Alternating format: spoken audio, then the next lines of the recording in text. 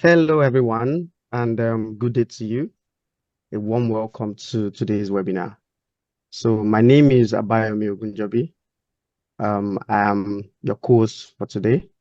And just as a form of introduction, I'm the co-founder and director at Penetry.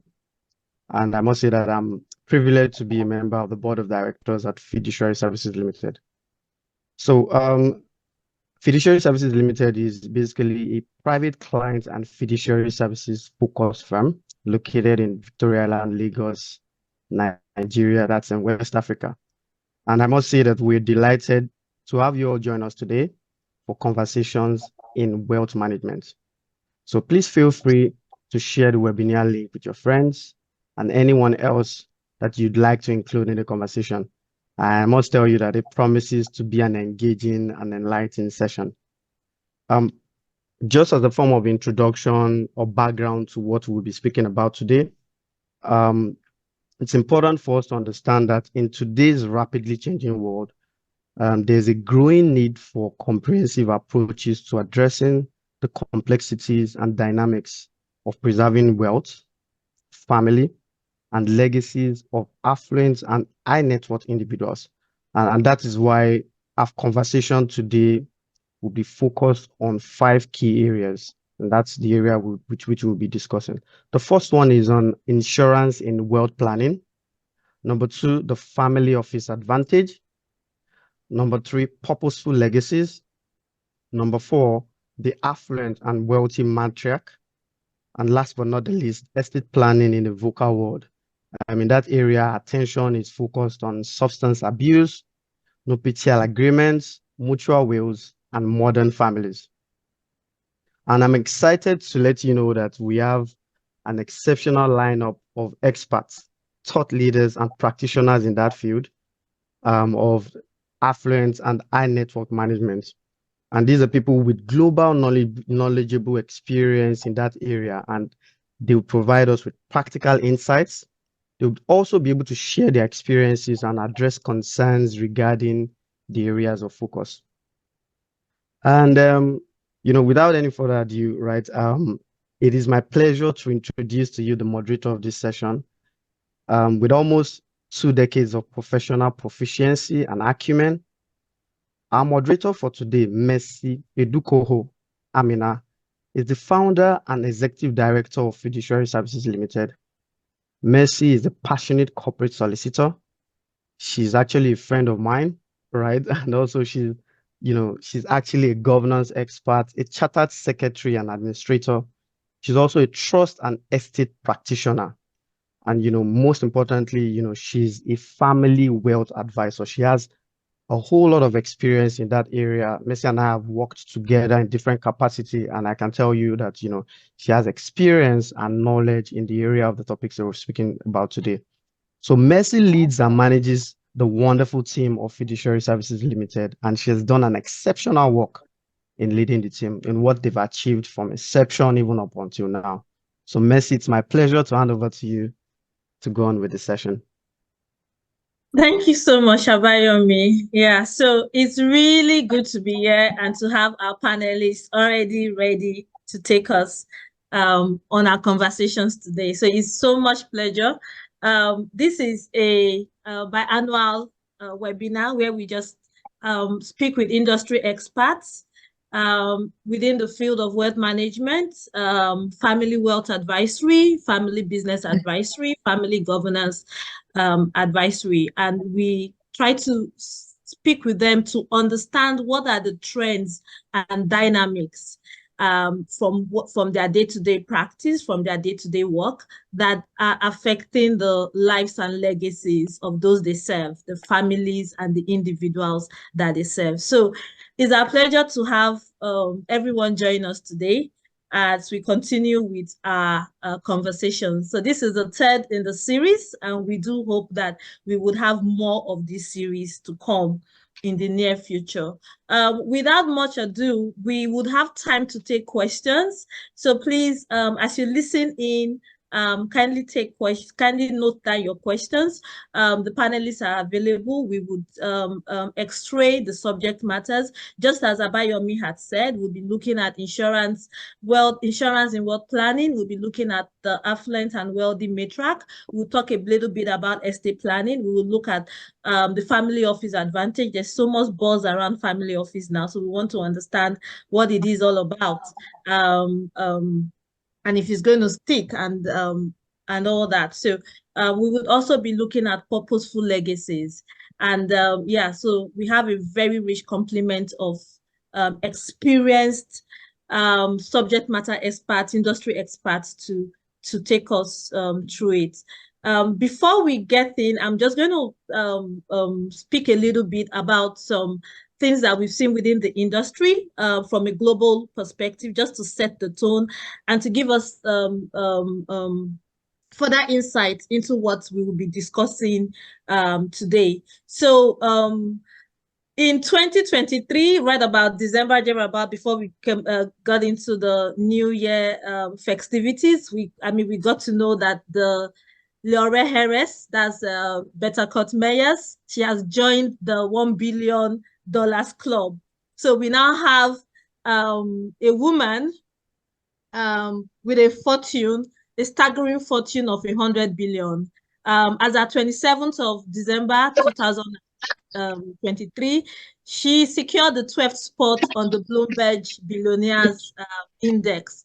And right on the mark, she gained about 836 million in a single day. So so this conversation we are having with respect to women, the matriarch within the wealth management space is very significant, it's very poignant, it's very necessary, because we have women coming into the $1 billion club. We had also within the period, we saw a bit of estate planning that was done. We talk about in the industry, we talk about the great wealth transfer, and the fact that over the next couple of years, we are going to see significant assets being transferred. And within the estate planning space, we had within the year 2023, we saw the Murdoch family with their media dynasty. We saw the Robert Murdoch letting the reins go to his 4 children. We also saw that for also the Louis Vuitton owning family. We saw that happen. So that just tells you that when the conversation around the great wealth transfer that is going to happen is actually taking shape, and there are different structures that are going on to ensure that happens. The US has also joined the league of ensuring that there's as much transparency within the wealth management space, high net worth space. We understand that from this January, the Transparency Act would come into force. And I know in Europe and in other climes, we've had the beneficial registers as being publicly available for you to search through the details. So the US has also joined that as well, with creating as much transparency with respect to owners of wealth and what their assets are. We've also seen, there was a report that came on in the year. It had to do with the Billionaires' Ambitions report. It was a UBS report. And what was significant about that report was the fact that for the first time, we've had inheritance, assets that were inherited by inheritors exceeding the wealth that you have from entrepreneurship. So that also still speaks to the great wealth transfer that is currently ongoing and will be on for a couple of years. And it's just about just knowing that at this time and age, you're having significant inheritance, people that have inherited wealth, taking significant assets, and even exceeding that of those that are entrepreneurs within this within the last 2 decades or thereabout. We've also seen the family office boom. So we're going to talk about the family office advantage, but we've seen a boom within, whether you're talking about setting up your family office in different climes, whether you want to set it up in Singapore, Hong Kong, or any of those very good jurisdictions where you have sophisticated legislations and platform that allows you to do that. So we've seen the family office boom, and according to the reports that was done by the DBS Private Bank for Economic Intelligence Units. It was commissioned by the DBS Private Bank, but it was for the Economic Intelligence. We saw that, according to the report, there's a surge in popularity of family office. And when you ask yourself, why is there a surge in popularity of family office? The report synthesized it into the fact that at this time we are having increased wealth concentration. We are having generational changes. So the way people want to hold their wealth now are probably within the family office structure. We have pursuit of more customized and direct investment. So that whole investing through different structures or going through different structures are available. Families now want to be directly involved in owning those assets and investing in those assets. In 2023, we saw Singapore become one of the the passports. If you're a Singaporean and you have a Singapore and you hold a passport, you would see that you would have visa free to numerous countries. Singapore overtook Japan in that respect, because global mobility is very important for families of wealth and individuals for different reasons. It could be for leisure, it could be for education, it could be for health, different reasons. And in this year, we've seen that we've had five other countries come on with having that choice position of being the passport of choice globally. We have France, Germany, Italy, and Spain, all EU member states, enjoying that spot of having passports that enables you to go without with limited or zero visa restrictions and mobility restrictions. We are expecting that we would have the first trillionaire in a decade. So there are projections that wealth is just going to keep increasing for those that are already wealthy. And there's a projection that we would have the first trillionaire in a decade. So we are expecting that the 5 richest men in the world right now would have their fortunes doubled from about 400 billion to about 869.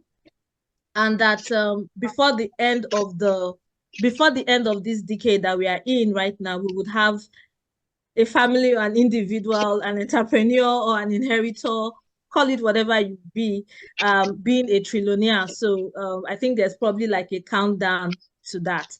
So these are just issues, and we'll be discussing more of them because they impact the lives, they impact the legacies of the families that we serve. And that's going to be the gamut of the conversations that we will be having today. Without much ado, I'm going to introduce the panelists that we'll have. We're going to have 2 panels. The first panel would be comprised of Sabila Din. We would have Noor, and also if we have Bilal Zein with us, he would also join the panel. So I'm quickly going to run through the introducing Noor.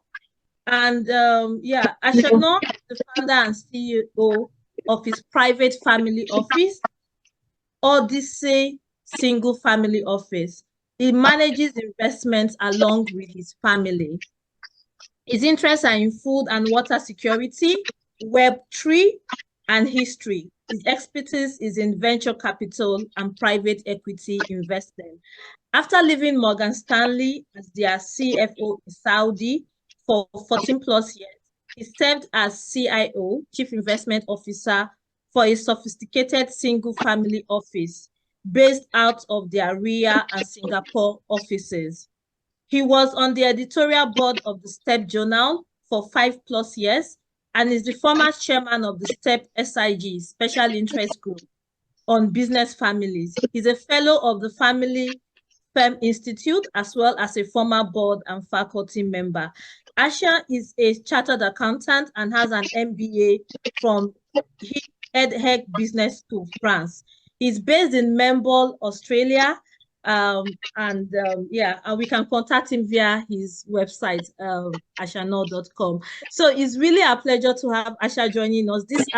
Australia is about how many hours? Maybe like 13 or 12 hours ahead of us. So it's almost getting to midnight where Asha is. So we are supremely grateful that Asha is able to join us in our conversation today. Our next speaker is Sabila Din. Sabila is a renowned global executive with over 3 decades of experience in driving growth for businesses and economies, both locally and globally. She's known for her versatile leadership and industry impact. She's a dedicated advocate for gender parity, championing inclusivity and sustainability for business success. As the founder of Din Consultants, a leading firm in innovation and growth, Sabila specializes in creating and commercializing digital plus strategies and propositions for business expansion. Her work is pivotal in promoting gender contribution, financial accessibility, new market development, and investment attraction. Her profound expertise in the financial services sector includes a variety of achievements across different fields. It's a pleasure to have Asha with us. I'm not sure whether we have Bilal, if Bilal has been able to join us.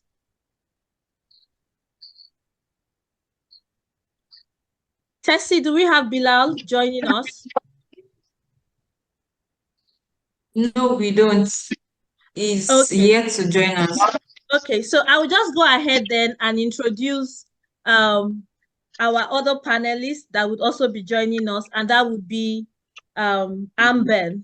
So I will go ahead. So Anbern will join us for this first session, given that Bilal has not been able to join us yet. So Anbern R. Guarrine is a facilitator of family play, using fun as a tool for learning, communication, and planning for family businesses.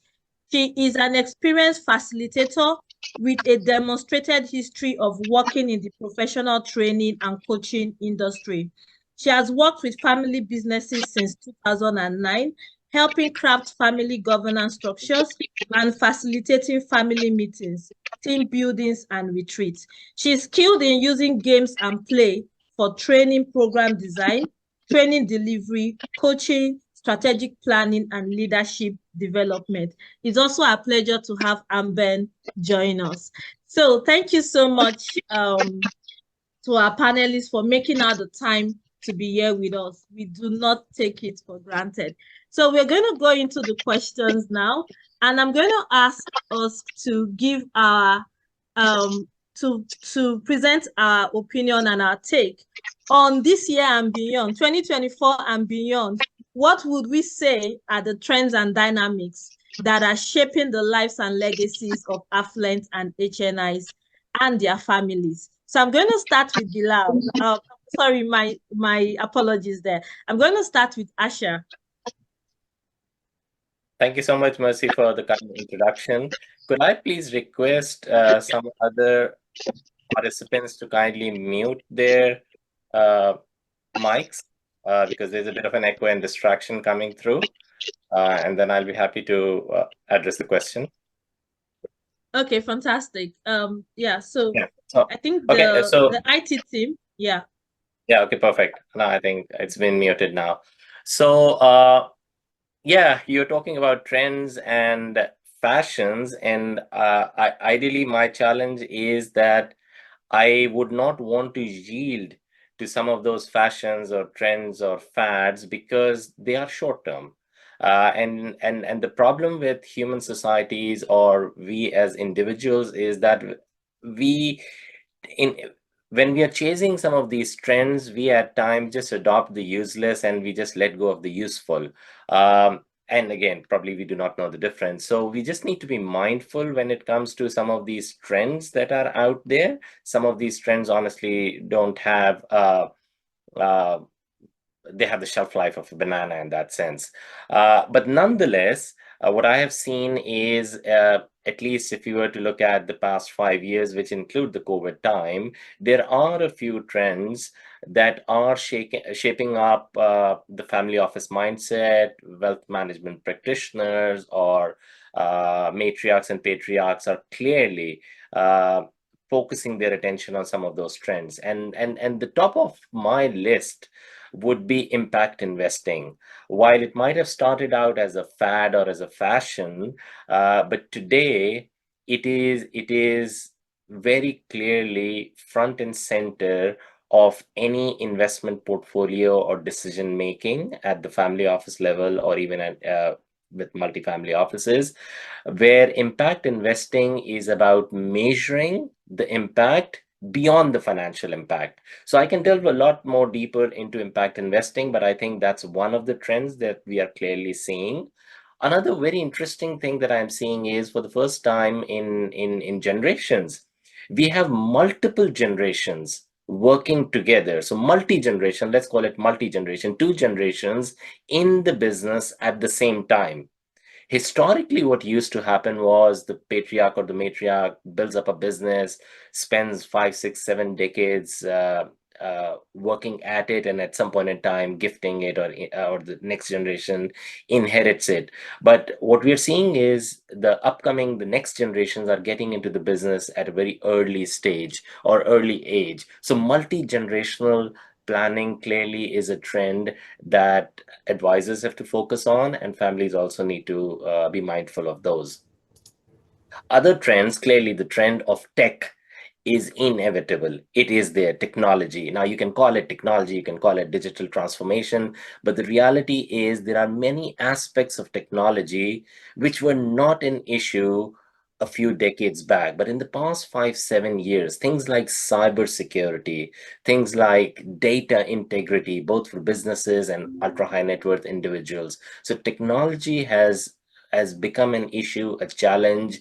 It has been a savior to some extent, but in terms of trends, although technology keeps on changing at a very rapid and fast pace, but I would think, and now we have the trend of things like blockchain and artificial intelligence, to name two, where the names are thrown around left, right, and center, but the reality is we can't ignore them. So technology is another area, a trend that we are seeing. And just to cap it off, one more trend that I would just want to put it out there, with many affluent families, is the case of health and wellness. So gone are the days where physical health was just thought of as just going to the gym. It is not just about the physical health. There's the aspect of mental health, mental well-being that has really come into play. The focus on nutrition, the focus on wellness, while you might say that it has less to do, or there is less demonstrable evidence of it being correlated to wealth. But if you are not healthy and if you are not mentally healthy, wealth management becomes a challenge. So I'll just stop there, but I think I've given some food for thought in terms of 4 or 5 trends out there that we are seeing. Yeah, fantastic. Thank you so much. And those are really the reality of the day. I mean, it's super instructive that you mentioned health and wellness, and that it is actually beyond the gym. I mean, just going to the gym and having the biceps and everything. Yeah, super, super instructive. So, Sabila, yes, let's speak to the trends and dynamics that are shaping the lives and legacy of affluent and HNIs as you have interacted with them. Sabila, you're muted. You're still muted. Okay. Yes. You hear me now? Yes, please. Yeah, okay. Go ahead. I mean, I think Asha did a very comprehensive coverage of the key trends, so that it's leaving me very little to add. But I think one thing I would say is what we are seeing is a change in investment appetite.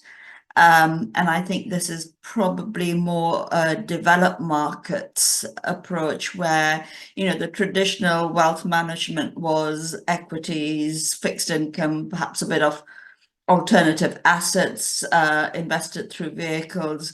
What we're seeing, certainly with some of the families we work with in the UK and Europe, is this increased drive to collaborate with other families to grow the wealth or invest in alternative assets, such as directly into property or directly into businesses as well. So there is that trend. And to a certain extent, I mean, I was just with a whole bunch of next generation networks yesterday, and it's the next generation that seems to be fueling this. So what they're doing is they're getting together and collaborating and forming clubs to invest in businesses or to invest in opportunities. So that is something that's growing. Another area that we see, I think it's a trend more coming from the Middle East, as those markets are developing on the cultural aspect, is this increased thirst for art. And we're seeing that, for instance, in January or February, rather, we will be having an art exhibition for females from the Middle East. So they get to understand about art, its role in wealth management. They get to build their collections as well. So that's growing. Eco-investing is the poster child. And I think Ash has already mentioned that in Africa, we're seeing the trend towards eco-hotels. That's growing as well.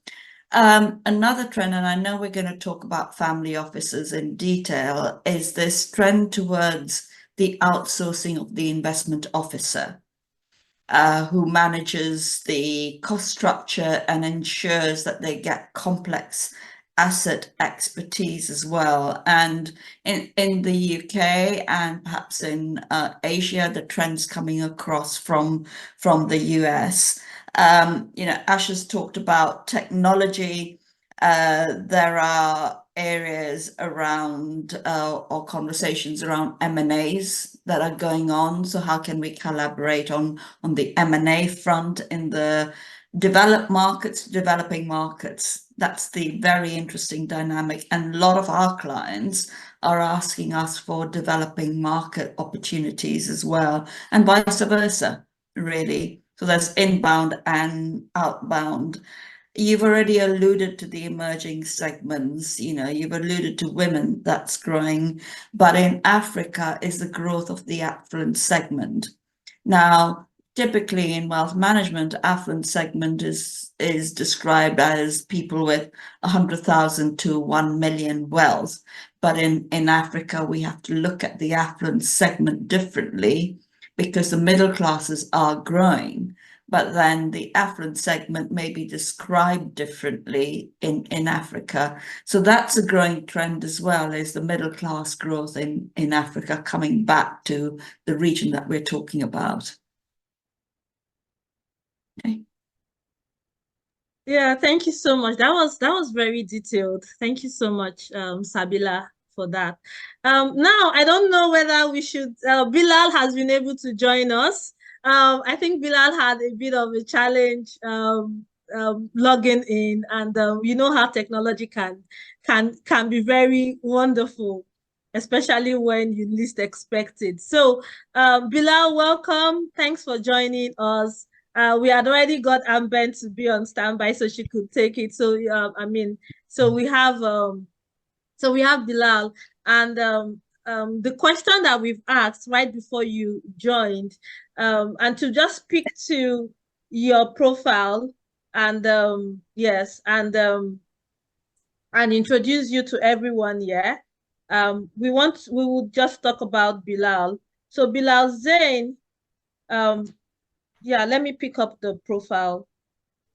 Yes. So Bilal Zein is the head of the family office, single family office. He's the COO of Quanon Capital Limited. He discreetly serves families of wealth as well as managing, overseeing their corporate family business and direct operating assets. He has extensive experience in multi-asset, covering the financial, legal, and operational sides alike. He is passionate about wealth management end-to-end and governance, family and corporate, building, mentoring, and managing high-performance team. So, Bilal, thank you so much for being able to still join us. So, the question that we had asked other panelists was, this year and beyond, what would you say are the trends and dynamics that are shaping the lives and legacies of affluent and high net worth individuals? Well, first, I mean, thank you for the panel, and good to see you also for this slight lateness in connecting. It's good to see a few familiar faces and few new ones as well. I'm sure, I mean, Asher, I mean, with all his experiences, he's covered a lot of the trends, and obviously now with Sabila, I heard what you said, it's all relevant. What I want to add to those trends in terms of what's high on the agenda that I've seen last year and surely this year, in addition to the worries about, you know, the risks that are happening in the investment world as well as the security. So obviously high on the agenda, not only on the health that started with mainly with COVID. I mean, it was out of a sudden very high on the agenda, the health issues, in addition to being fit, but in terms of, you know, the health and, you know, security and all of that. The natural disaster and then now increased security risks is high on the agenda. The high on the agenda as well is obviously the regulations. I mean, in some of the countries that we operate in, so in the mainly in the Middle East. So here in the UK, obviously regulation, tax has been always in place. In the US, the same. However, in the Middle East, tax is a new phenomenon, if you like. And then families, here Asher as well can comment on that. I've been seeing a lot of requests to be more involved and to understand better the tax. Some families are still not sure why they need to pay the tax and what tax is to be paid. So that's another trend. I mean, it's knowledge about, you know, the change in regulation. That's very, very new as well. The other thing that's coming as well to light is the governance in terms of, you mentioned, Sabila, which is very true about, you know, the club investing and all of that. In the past, it was more amicable. Now it's becoming more structured, especially that I've seen some club deals and some relationship going not in the right direction. So now families are a little bit more careful about how they do those club deals or how they approach your co-investing.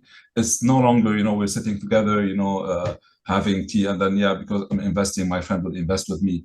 It's becoming a little bit more looked at in a very corporate way, in a way.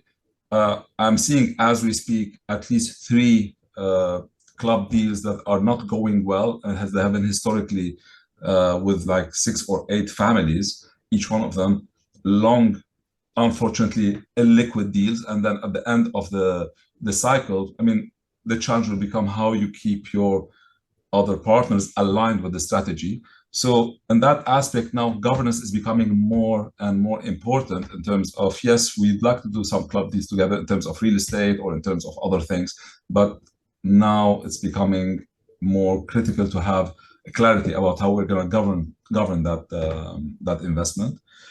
You mentioned nicely about, you know, the art. Yes, I mean, the art is part of what I call the other soft, or it's not soft anymore because art is becoming more an investment as well as collectibles. But families are more and more looking at the non-typical capital that they are looking at. So historically, art was a collection. Now it's becoming more an asset. A lot of families are taking loans against to invest more and more in the same asset class or to fund their cash flows.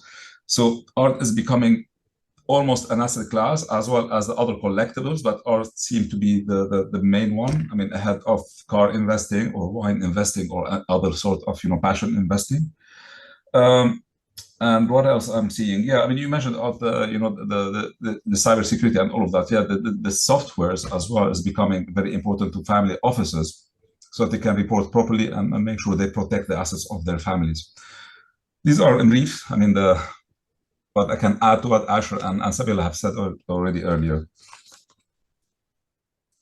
Yeah, thank you so much, Bilal. Thank you so much. So we've seen the emerging trends, emerging themes across Europe, the Americas, as well as in the Middle East and even in Africa, just as Sabila reference alluded to earlier. So there's quite like a very, like everybody is on the same page with respect to what those trends are, be it with respect to health, be it with respect to women and wealth, investments, family office, how you structure your assets, be it with respect to co-investing and how you want to invest or how you want to manage, as well as acquisition of asset. What kind of asset are you going to acquire and all that? So it's governance and the governance that go in with it, and the whole ensuring that everything is done in such a way that at the end of the day, there is protection, and there is also there is protection of the assets, and the families are in much better shapes at the end of the day. So to continue with speaking on purposeful legacies, I'm just going to ask Asha to help us to understand what purposeful legacies are. I know a lot of people would really want to have a very good understanding of what it is to, when we talk about purposeful legacy, especially within the context of estate planning and wealth management. Sure, happy to take a stab at this. And I think upfront it is useful to kind of try and determine what purposeful legacies are. But the challenge is to each their own. Everybody would have their own definition of it. And my approach on that is, you mentioned estate planning and wealth management. That's probably the technical aspect of looking at purposeful legacies. The softer aspect of it would be the personal values. But then again, whichever bucket you look at, whether from a technical aspect or a personal values aspect, in both of these buckets, the end result is basically the same. What is purposeful legacy? It is a thoughtful approach to leaving some kind of a lasting impact that is beyond mere financial assets. Financial assets are merely enablers. So what is beyond financial assets? That's where the legacy comes into play. So the thing is, facts don't cease to exist just because we ignore them. And there are two things out there that matriarchs, patriarchs, founders continue to ignore. One is death and the other is taxes. And we all know both of them are inevitable. So a legacy is where you embrace this, when you realize that death is inevitable. Yes, the assets would survive the patriarch or the founder, but those assets can wither away in no time. It's the personal values that are communicated to the next generation that forms part of a purposeful or a positive legacy. So basically, if I were to summarize, I would say that it's essentially aligning your own personal values, and your personal values could come from any of the obvious forms: charity, philanthropy, impact investing, supporting whatever cause you want to support, but doing it in such an efficient way through a structure, through a foundation, through a trust, through a proper will, through an efficient tax structure, through an endowment, through ring fencing your assets in such a way that you are passing down the wealth, but with guardrails. You're not just blindly passing the wealth. It's coming with the guardrails. It's coming with a letter of wishes from, let's say, the settlor. So it's all about the asset, which I said earlier is an enabler, or the wealth that is an enabler. But purposeful legacy to me would mean something like, which has a positive influence for the next generation or the future generations actually, and where it is kind of coached and guided to them that it's not the assets that are being, so the assets and the wealth that is being moved down to them, they are merely stewards of that. They are merely custodians of that. and that's how the legacy endures. So yeah, roundabout way of trying to define what purposeful legacy is, but hopefully Yeah. that points in there. Yeah, absolutely, absolutely. So I think it just situates on the fact that the financial assets are enablers. They are not really what should be the focus. And so the focus should really be what is the good that you do, whether to the community, how is your legacy continuing with respect to whether is the family business, is there continuity, the good that the family does for the community, do they continue with that impact, their philanthropic activities and all that. So it's just the fact. So thank you so much for breaking it down. Thank you so much for breaking it down. If you want to still speak further, how can you consciously want to, and intentionally want to ensure that you go about establishing a purposeful legacy? So we've talked about what it is, but what are the things you would look out for if you want to be intentional about the fact that you're going to die? Debt and taxes are certain, but you want to ensure that your legacies are enriching enough for future generations to be able to look back and they would have a smile on. So how do you go about setting that up, being intentional about having that purposeful legacy? So look, all of us at some point in time will pause and reflect and think about that legacy that we want to create for our own families, about us. So that's where the answer is. It all starts with self-reflection for the ultra high net worth individual, for the affluent, for the wealthy, and even the not so wealthy. It all starts with a self-reflection, because what you think is what you become. So if you want to have a purposeful legacy, it starts with that self-reflection. And in my case, I would always try to break it down in terms of goal setting, because if you aim at nothing, you hit it. So you need to have goals in place. You need to have KPIs in place. This is what I want to achieve with my wealth, with my assets, or with my just mission and values. And once you have articulated that, or you've had that conversation with yourself, then the next step in establishing a purposeful legacy is to actually articulate that with your family. Nobody is a mind reader. So your kids or your advisors or your spouse is not a mind reader. So family communication, I think, is the next building block in terms of creating a purposeful legacy, where you articulate and you explain what you vision as your purposeful legacy, or collectively or collaboratively, what should be the family legacy. And now, mind you, when this conversation is happening, Sabila is an advisor and a consultant, and she's kind of, I'm assuming, handholding families and a bit of arbitration and a bit of listening to different pockets of the family. She would be very good at it, I'm sure. And it is hearing what is not said. So that is part of the family communication aspect. So yeah, I come from my high pedestal and I have a vision and I want to communicate that. But no, the communication is sometimes trying to hear what is not being said. And then the next step after that, I think, is going out, casting your net wide, and getting professional advice.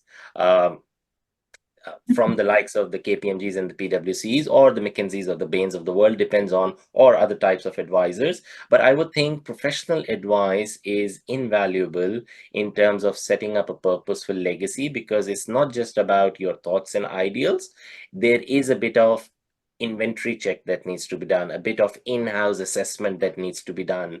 So quantifying what you have and how you're going to pass that through, the tangible and the intangible. So you would need some sort of professional advice. And then one very important building block that I would think is also part of establishing a purposeful legacy is documenting all of it. The challenge is sometimes it's all talk and nothing is really documented. It doesn't have to be a contract. It doesn't have to be a legal document, but sort of transcribing what's in your heart or mind is very important. And of course, recalibrating what might seem like a great idea in terms of a purposeful legacy, that let's set up an endowment for all the orphans of the world. Tonight, this might sound like an amazing idea, but once you have given it more thought, you would realize some of the impracticalities or the challenges, or you might even lose interest in it. So it's about recalibrating some of that, because nothing is really cast in stone.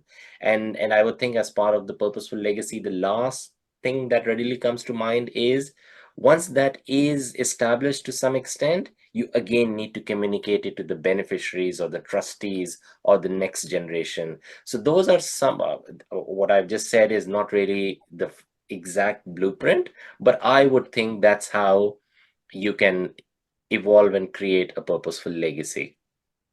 Yeah, thank you so much, Asha. Thank you so much. That was really comprehensive. So Sabila, I'm going to ask you now that we've just recorded a woman within the $100 billion club, which was pretty much instructive.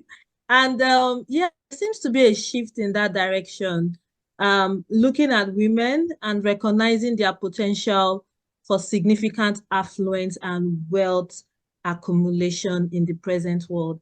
So, I mean, what is going on? What is shaping this? What is fueling this? Look, everybody in banking, it's about assets under management, right? Now, I think if you look at where is the growth going to come from, women are scheduled to own 70% of the wealth by 2050. In about 2 years, global women's wealth is worth 93 trillion. And now the figures for Africa are a bit sketchy, and there needs to be more appropriate data collection done, but we estimate it to about 0.5 trillion. But then you look at the number of millionaires, and you've got about 158,000 millionaires in Africa. That's scheduled to grow by 40%, and the matriarchs obviously will grow with that. So I think before, women used to be an afterthought in wealth management. The woman would sit there and the advisor would basically talk to the man, and we've all heard stories about that. But now they're becoming center stage.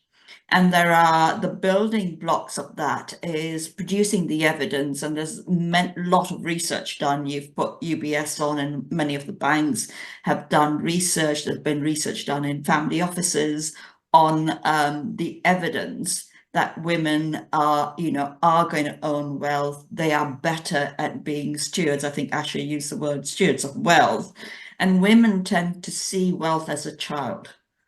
They tend to see wealth as having a life of its own. And I think that is really important when it comes to legacy building and leveraging those skills. Then the other block that a lot of the developed markets are putting up in place is skilling up the banks, or the advisors. In the Middle East, for instance, we've got women who have been made responsible to take roles of the chief financial officer, but some of the big advisors will still ring up the brother or the father and say, by the way, so-and-so has given me this instruction, should I execute it or not?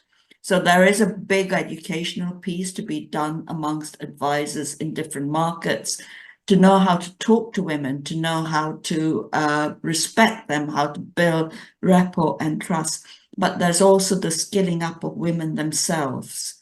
And increasingly, women throughout the world are recognizing that education of wealth, education on how to build it, how to protect it, how to give back is really important, because then they can have more of a voice. If you look at markets, they're at different stages. So if we look at Africa and you look at the Middle East, we've just finished a report on women and investing in the MENA region. They are recognizing the need for financial education. But there is more evidence that needs to be produced for Africa, and we've been busy championing reports in this particular area so that the players can understand that. The other shift that we are seeing, and I know I'm going back to trends, is fathers are now saying in family offices, we want our daughters to lead it. Yeah.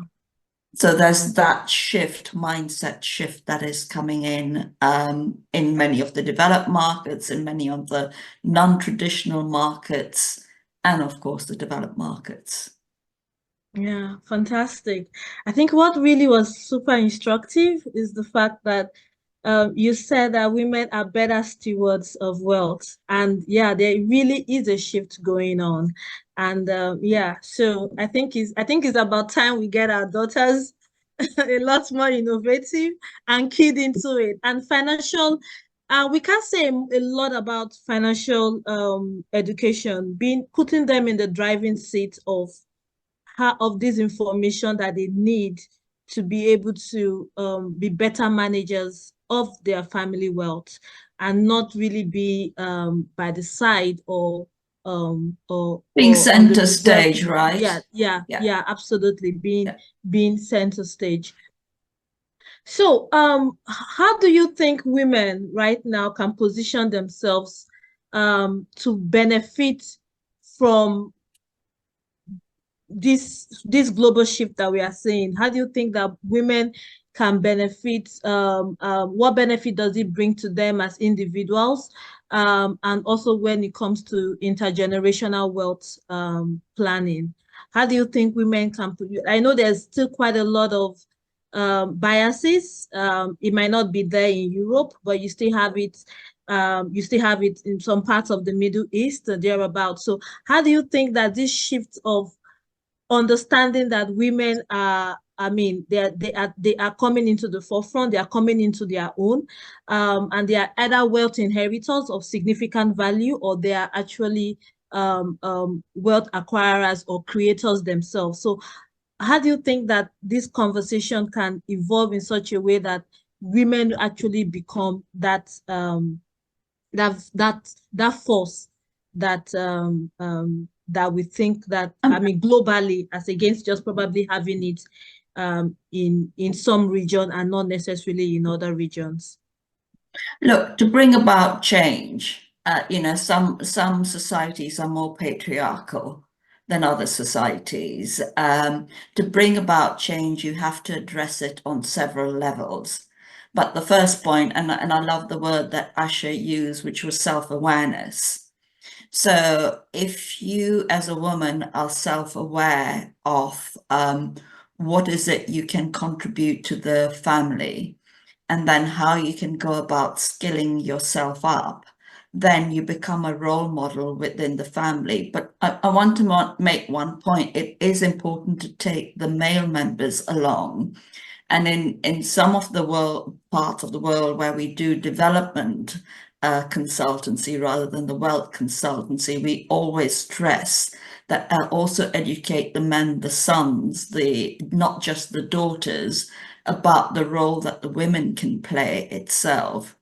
I'm going to talk about women with wealth, then I want to talk about women in wealth as well, because those are and then I want to talk about the enabling environment. So if we come back to women with wealth, and, you know, it's recognizing what are their skills and how they can contribute to legacy building.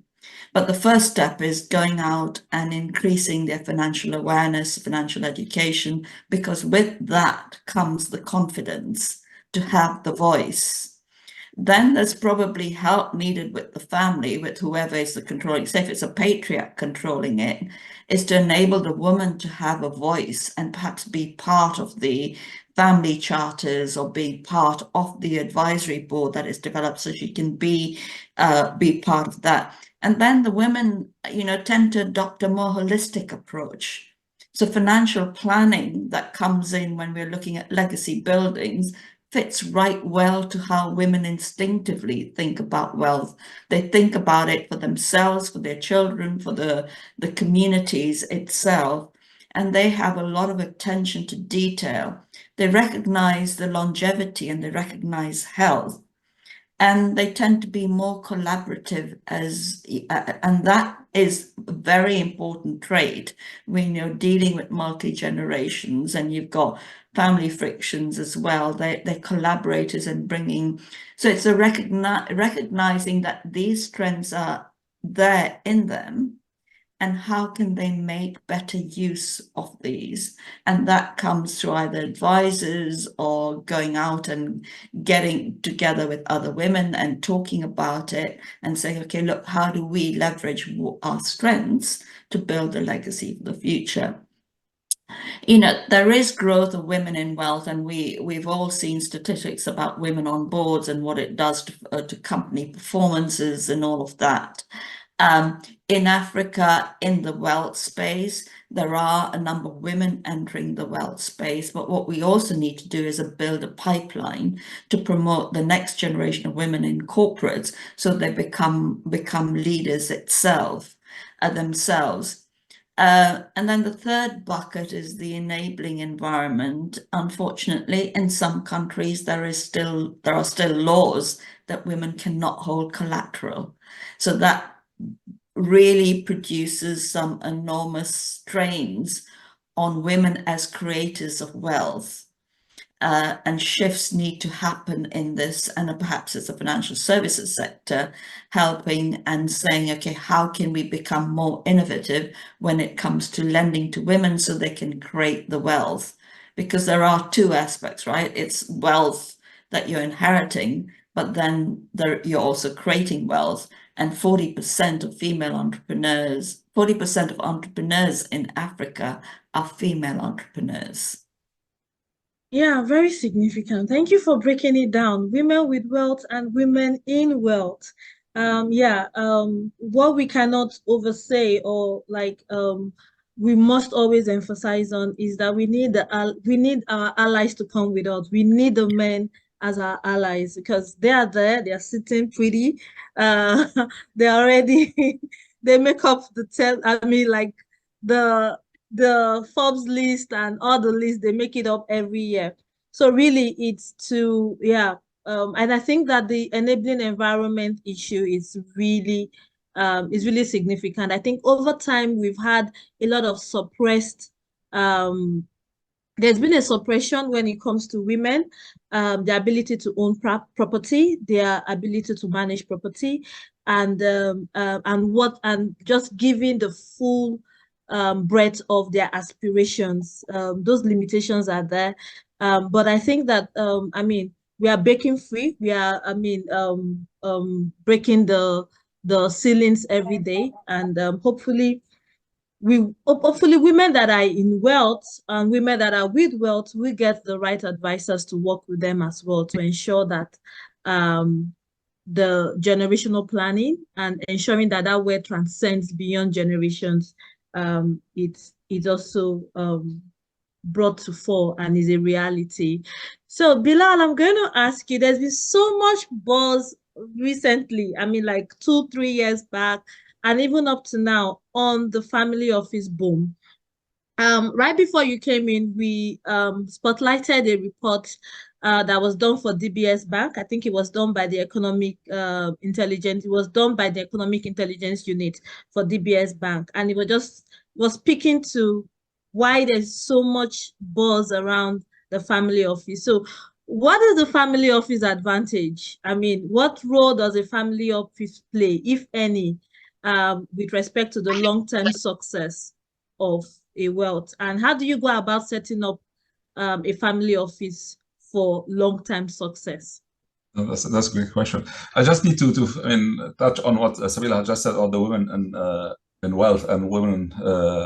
There are as well the women in family businesses as well. But historically, in some cultures, the women had the power, but it was soft, unwritten, and it was up to the women to have a space, if you like, or just be heard and seen without really needing to be legally mentioned in any document. So I have few examples of that in Saudi and other territory whereby the women, I know two particular families, the patriarch was there, but the grandma, as they used to call her, had all the power. So even if they wanted to, to move an asset, although she didn't have any signing authority, but at the end of the day, they had to go and get her blessing to do such a big. So the power was there. If the woman wanted to do that, obviously it has to be matched by the rest of the family. But I knew many families where the women had the soft power or the hard power if they need to, without really needing to sign any document. And that is now changing. And now, as you said, I mean, they are taking more leading. They are putting themselves forward into the picture, if I may say. In the family businesses, yes, but as well as you are leading now to the family offices. I mean, the recent past, I mean, I know at least 3 or 4 Middle Eastern family offices led by the female side of the family. And they are well equipped, well educated. If not, sometimes they are much better than the others. But the trick is to make it open for them, but they have to put themselves forward. I know a young 3rd generation lady who had really to convince all her uncles that she's the best to lead the family office, and she managed. I mean, she had to do that in the professional approach, so to put presentations, to show them her expertise and all of that. They gave her a chance, and she managed to take on the role. So the reason, I mean, the family offices are, I mean, important, and you're going back to your question, Mercy, it's like they've been historically in place. So the family office per se, forget about the name, how we call it family office or not. The service has been provided since centuries. I mean, it goes back to old age in a lot of cultures. So from Asia to the Middle East to the medieval Europe. So the family office was in one shape or another there as a service. It's about providing service to the families of wealth. It's the confidentiality, but as well to make things happen the way they want, and without having to rely on the unforeseen per se to drive their life and wealth. So it could be pure putting things in trust, and then the trustee at the time could have been the family office professional, wherever it is there. In other culture there are no trust, but there are like similar things. So the most recent, if you like, what I call a new wave of marketing about family offices, it became sexy to have a family office. Some family offices were there just because it was, I want to have one because my cousin has one or my friend has one. But if they're doing that for that reason, obviously that's the wrong reason, and it has to have a purpose. Like any other business, the family office is a business. It has to be led with a proper understanding first of the needs of the family. It means that they need to understand who are the family, who are they serving. So we have to understand what are the services needed for that group of people. How are they going to deliver that? Then it should be part of a business plan that they should put together with proper, strategy, investment strategy, and governance in place. The family office extend more than the financial assets. More and more family offices are doing the other services for the family, looking after their collection, real estate, personal real estate, concierge, lifestyle. So part of that service, it has to be looked at in details and put in writing, going back to the governance, and be clear and communicated to the families. That has to be always reviewed as well. The fit for purpose has to be reviewed every period, so 3-5 years. When there's a generational change, it has to be revisited, and it has to be tuned accordingly. So the family office is the first point, what I call of call for those families. You should have the risk map. I mean, that's the job of the family office. You look at the risk map of the family, and then try to provide as much as possible a solution for that risk. The risk could be from generational transfer. It could be from asset protection. It could be from, anything else that could. So it should be the big risk matrix that they should look at. But as well, it should be the quality of the service they can provide. So it's not the family office should not be there because, I mean, it was the favorite person of the family to lead that office. It should be on merit. And that's where the challenge of the newer generation of family offices, whereby it's really now managed on a meritocracy more than, I'm appointing, the family office head because he was my friend or my trustee or my lawyer or even my son or daughter in this case. So these are the trends. The family offices are getting more and more involved in philanthropy, which was before dealt with, I mean, we mentioned about that earlier, the philanthropy and the legacy of the family. Historically, in some cultures, again, I go back, it was managed by the female side of the family. So the wife, the daughter used to look at, charity, doing more good for the, for the society. Now the family office is being asked more and more to organize that, and Asher alluded to that as well. I can see more shift from, just for the legacy, let's just fund a school and name it after the family, and then we'll have the brand that will carry on over generations. Now I'm seeing more and more structured and professionally managed funds, and some of them are in, the donor advised funds, is becoming more and more popular, whereby they have an objective. The family can be part of that, but it could be managed professionally based on the requirements of that family. It could be as well another way of getting the family members involved on that, on their specific skills, but it's professionally managed. So donor advised funds is becoming more and more popular because it can be regulated and it suits the purpose of the family. So the family office is involved in possibly either setting up that fund or managing or advising or enabling. So this is where the family office can play that part as well. So all in all, the family offices can exist, but at the same time, I've seen family offices that are winding down because families are splitting, and then the family office can sit in between splitting families and splitting branches of the family. And then the family office, they have to be really ready for that day as well. And this is where some family offices are not ready, and then it becomes a disaster. It just becomes, disaster recovery as opposed to proper managing of an exit. So that's in brief, if you like, about the most recent trends in the family office arena. Yeah, thank you so much for that. Just mentioning the fact that across generation, you might just have family members splitting. How do you manage that process so that it doesn't really become a disaster? How do you manage it? Because you all came in as one, probably the patriarch, the matriarch set it up, and over the years, you just find out that you are growing apart. How do you manage that dynamics? How do you make sure it doesn't become a disaster? Obviously, in some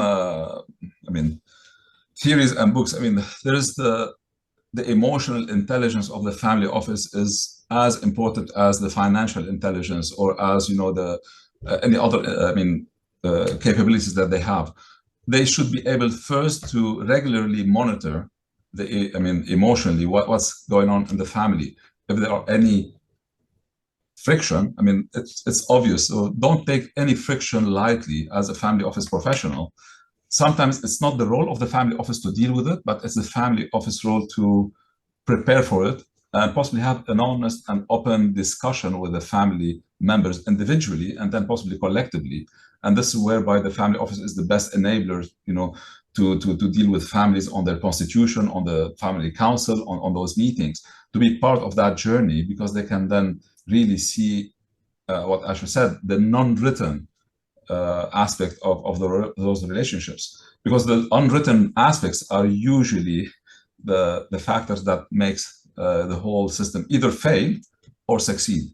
We can have 10,000 pages of documentation, but at the end of the day, if the family members are not interested, simply it's better to find another way of simplifying that and splitting the way. So the family office role would be to approach that emotionally in an intelligent way and to know their capabilities, because that could be something that they will lack in the family office. Definitely it's the time then to bring professionals who are really expert in that field to help. The family office needs to know, they're what we call their lacune. So they are good at things, but they lack, knowledge of other possible sectors, or they need to bring in relevant experts to deal with that particular challenge. And this is the role of the family office, is to be the project manager in a way, bringing in the experts to reach, you know, the solution required and desired for the families. Yeah, I think something that you did mention, which there's a lot of focus on, is also the fact that there should also be a shift away from the financial. So family offices, there's a lot of concentration on investments, on the assets, on the financial aspect. Meanwhile, when you look at when you talk about wealth management, it's not just restricted to just the financial. That is an enabler, but you have a whole lot of other capitals. If you want to go with JH, we have the 5 capitals of wealth. So how in a family office do you make that very pronounced? How do you implement the other capitals and just use the financial as the enabler to be able to ensure that the other capitals, whether they are social capital, intelligence capital, and everything within the family space comes to life? How do you, because there is this mindset that when you're setting up, if you don't think it's a sexy fad, then the mindset is, oh, it's just where I'm going to warehouse all my investments and that's it. But I think that at the end of the day, there is more to wealth than just financial assets. And as Asha said earlier, you also have the health. Communication, we've talked about a lot of this. So how within the family office space do you bring up those other very critical, important issues that are not necessarily looking at the top line and the bottom line? Well, the first thing is the family office role would be to do a fact finding again. So going back to how the family office should be designed or run. There is no magic sauce that would happen overnight. It's a continuous work. But first, you need to understand who are the family again, do a fact finding about the needs of the family, what are you going to serve them, and then open up other aspects of the service that they might not have thought about. Asha has mentioned again the health. Some family offices have recruited chief health officer just to look after the health aspect of the family. Some other family offices have recruited chief educational officers to make sure that they provide the proper educational path to the next generation. So you have to do a fact-finding mission. You have to be very well aware of the needs of the family, but as well very well aware of what's the current needs or that should be brought into the families as well that they might not be aware of. That's the role of the family office. Again, the financial assets, it's been served. There are the bankers, the asset managers. These are what I call very hard assets and very hard topics that are well served. However, then what we used to call the soft side of those services are actually the hardest to find, because here no two families are the same, no two generations within the same family are the same.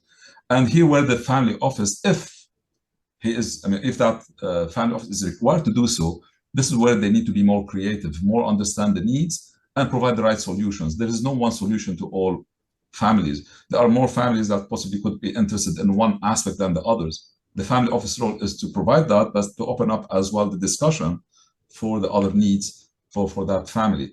If they are really want to be in ESG, for example, that's slightly separate from being completely into health investing or look at other things. So you have to have first the knowledge to bring in the experts, but as well you have to know that there are limitations as well. There's the dream to have everything, but then you are faced by budgets, costs, governance, and this is where it could go wrong as well. So you need to know your limitations, not over aspire, not oversell, not overdo it as well. And there are, some days you say, okay, this is what we can do, and that's it. This is what we can achieve. You have to be realistic about what you can do as well, not overpromise and underdeliver. Yeah, fantastic, fantastic. Asha, I need to get your take on the two conversations we've had earlier. You're going to have to give us your take on the family office as well as the rising profile of women within the wealth management space. So over to you, Asha. Okay, let me take a stab with what Bilal was saying. Look, my career for more than a decade has tracked very closely with Bilal's, where we have both served single family offices, but multi-generations. So it's like Bilal was talking, it's not just about the financial aspect of things, and there are softer aspects. How does that come into play? It comes into play because both Bilal and myself have worn multiple hats. So we are the CIO, or we are the CFO, or we are the chief legal officer, but we are also the confidant. We are the consigliere. We are the psychologist. We are the psychiatrist. We are the butler in some ways. So apologies, Bilal. I'm putting a lot more labels onto you, but I think we both have tracked, coming both from Middle Eastern family office backgrounds, that has been the case, and we have embraced it. And our track record of longevity gives us that credibility, authenticity, and access to the boardroom, the drawing room, and the farm. Decisions are not taken in boardrooms. They are taken, the right word in Arabic would be istiraha, or let's call it the desert, or call it the farm, but in a social gathering between different family members. The patriarch would not be talking to his son about death, but the patriarch would be talking to us as a confidant about death or succession planning, while the son might have his own views about, hey, why don't we set up a separate venture fund to invest in crypto, for example? And we being there as a bridge between the first gen or the next gen, have played our role with those multiple hats that we have worn. So that's one aspect of what Bilal was saying, and I'm just going to I was just endorsing what he was saying, because we have both been around the block in circumstances like that.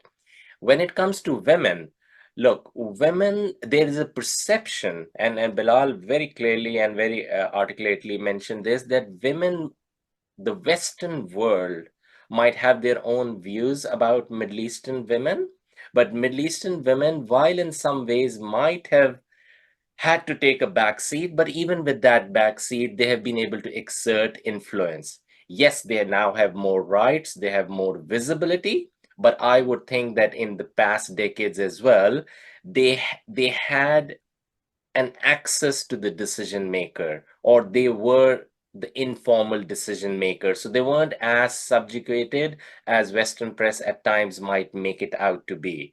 So that's my take on the women aspect, but I'm not sure if I'm missing out on any aspect of your question.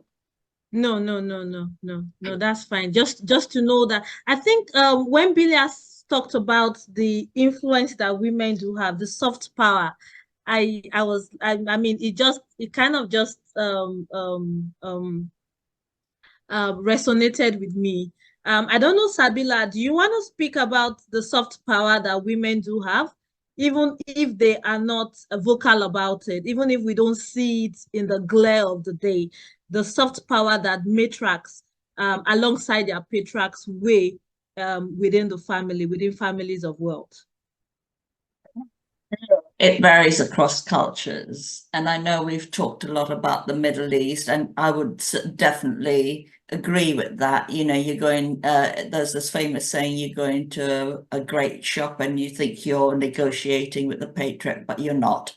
The woman sitting behind the curtains or whatever, and she's actually directing. And I've seen that in my own family. So, you know, I can subscribe to that. But let's just keep going around the globe, and we'll come to a conclusion that. But then on the other hand, I've also seen families or worked with families where they have sort of said, we want the daughter to be center stage in the control of the family office. So coming back to soft power, women have always had a soft power within families. Have they been allowed to exercise it is the next question. Can they exercise it to the fullest potential is the next question to consider. And I think where my conversation was coming from was, it's up to women to increase their self-awareness to be able to exercise the soft power to create the legacy of wealth. Now, if you then go to Africa, again, you'll see variations. There are some families, yes, some families, no. You go to markets such as Central Asia, you go to perhaps North of Africa, you see similar. So I think across, we have to recognize that women are not a homogeneous group. There will be different levels of self-awareness, self-confidence, knowledge, which then in turn leads to what role they play. Let's look at empowerment in Africa. We conducted, I'm coming back to Africa because, you know, we are talking with yourselves. Yeah. We conducted a research program amongst levels of empowerment, and we had one group of women, I'll say family businesses, I don't want to use family offices because they are quite new in Africa. There was one group of women, the women did just as much work as the males did within the family business, but and perhaps it might be true of our late grandmothers, you know, the woman was very much, I do the work, but he's in charge, he controls everything, and therefore, you know, I look to him to make decisions. There was another group, which I call the 25%, 75% group. The women said, well, 75% of all the decision-making or the driver is the patriarch of the family. And I'm contributing 25%, although she's doing as much work as the patriarch. Then there was the other group, and that probably falls into our category, Mercy, which is what she said is, I call that the me first. So it's me first, my children next, my husband third. And then there's the younger generation, and there's a different mindset, which is 50-50. So I think what I'm talking about here is self-awareness and the wealth mindset. And we can only address that, and we can only achieve parity throughout the world is if we increase financial education of women, and they in turn increase that. I mean, we've been talking a lot about the Middle East. We finished a report there, and again there you've seen different groups of women. There are some groups of women who haven't a clue on how to manage the money. And, you know, they've seen that money dwindle away, and you go back and you sort of, and then there are groups as Bilal and Asha have been talking about. And then, you know, we also work with groups of women who want to go on to the global stage. There's this big need of women who've got businesses who are creating wealth. They see London as global, but, you know, we know London's not the only market to be global. To go on the stage, take their businesses onto that stage, take the family businesses onto the stage. So there's an element of, we've talked about the wealth side, but there's the business side as well, and skilling them up on the business growth itself, and how can they continue the business to be the engine of growth. So in summary, I think I would just use one word: wealth mindset. And that wealth mindset comprises the compartments, I say, is the emotional, yeah. And then there's the rational, which is the skills development itself.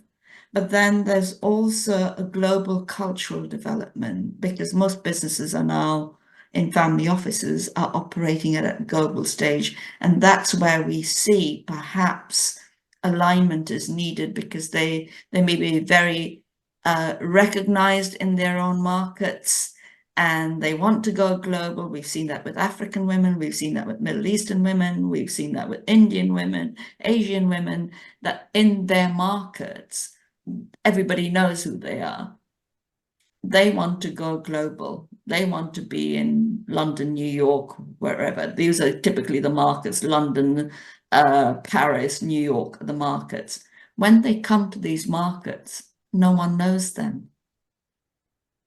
So how do they take who they are, what they are, and if they are drivers of the business, how do they gain that kudos?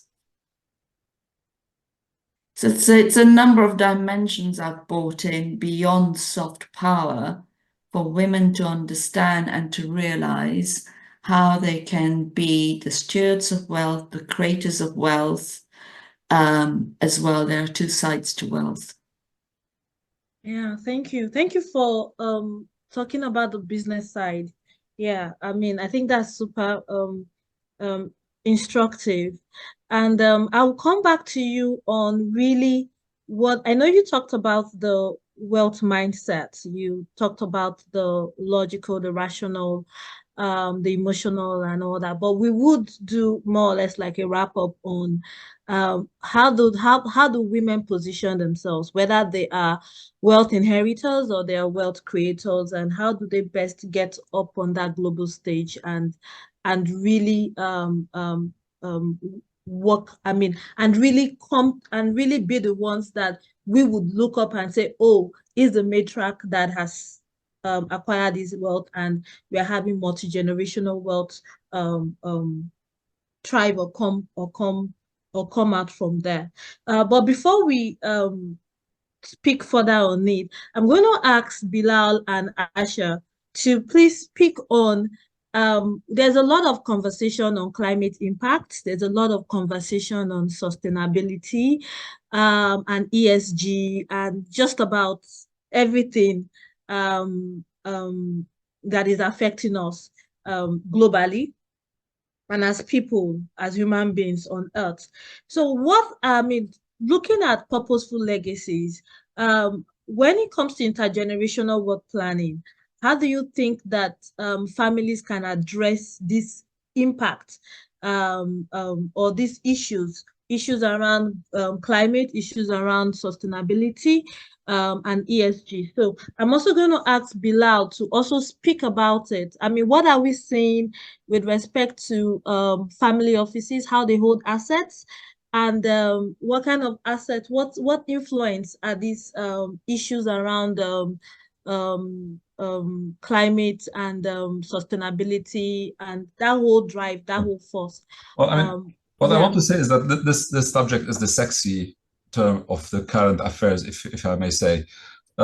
Before that, we used to have ethical investing. Before that, we used to have impact investing and all of that. So it's another, national possibly progression of a topic to say, okay, we need to be doing good or differently.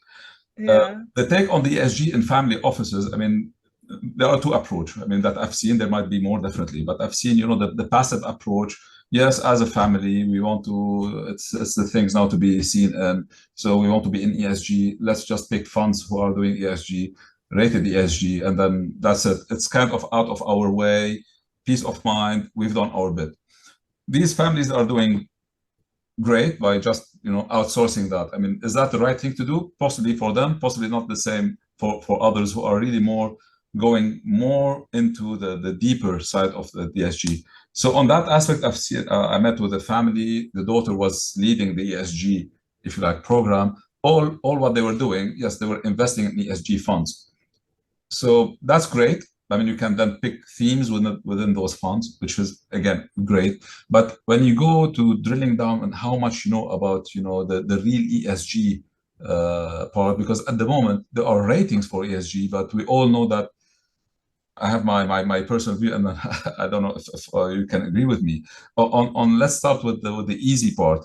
I mean, the environmental, yes, you can track it. There are metrics. There's a lot of things that you can look at and say, okay, I possibly can do better or less so on the environmental. The social is a little bit subjective. The governance is as well subjective. I mean, if you need to go into the governance side of things and see, okay, it's well governed, not because, I mean, I have, a nice board with mixed male, female, LGBT, that, I mean, it's now a good governance. I mean, the real governance goes about the expertise of the people sitting on the board more than who they are. It doesn't matter if they're white, black, women, boys, girls, it doesn't matter. If they are just there because of how they look like or who they are, that's the wrong governance. A good governance would be just having the best in class for that particular business or sector, taking the right decision, even if they're all of the same, whatever you want to call it. So the governance side is really blur, what I say. Then in between, you have all the greenwashing that was, I mean, yes, you can pay yourself out of this. So in terms of the family office, here it goes again, going back and understanding what are the objectives of the family into this domain, ESG. Are we doing it really for the environmental part, social part, or government? And then see how really we can touch each point of those deeply if this is what's required from the family.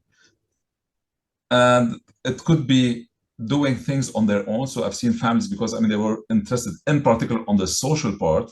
They have allocated money to invest in Africa in some particular aspects. And then out of their investment, a few years later, they ran out of money for that.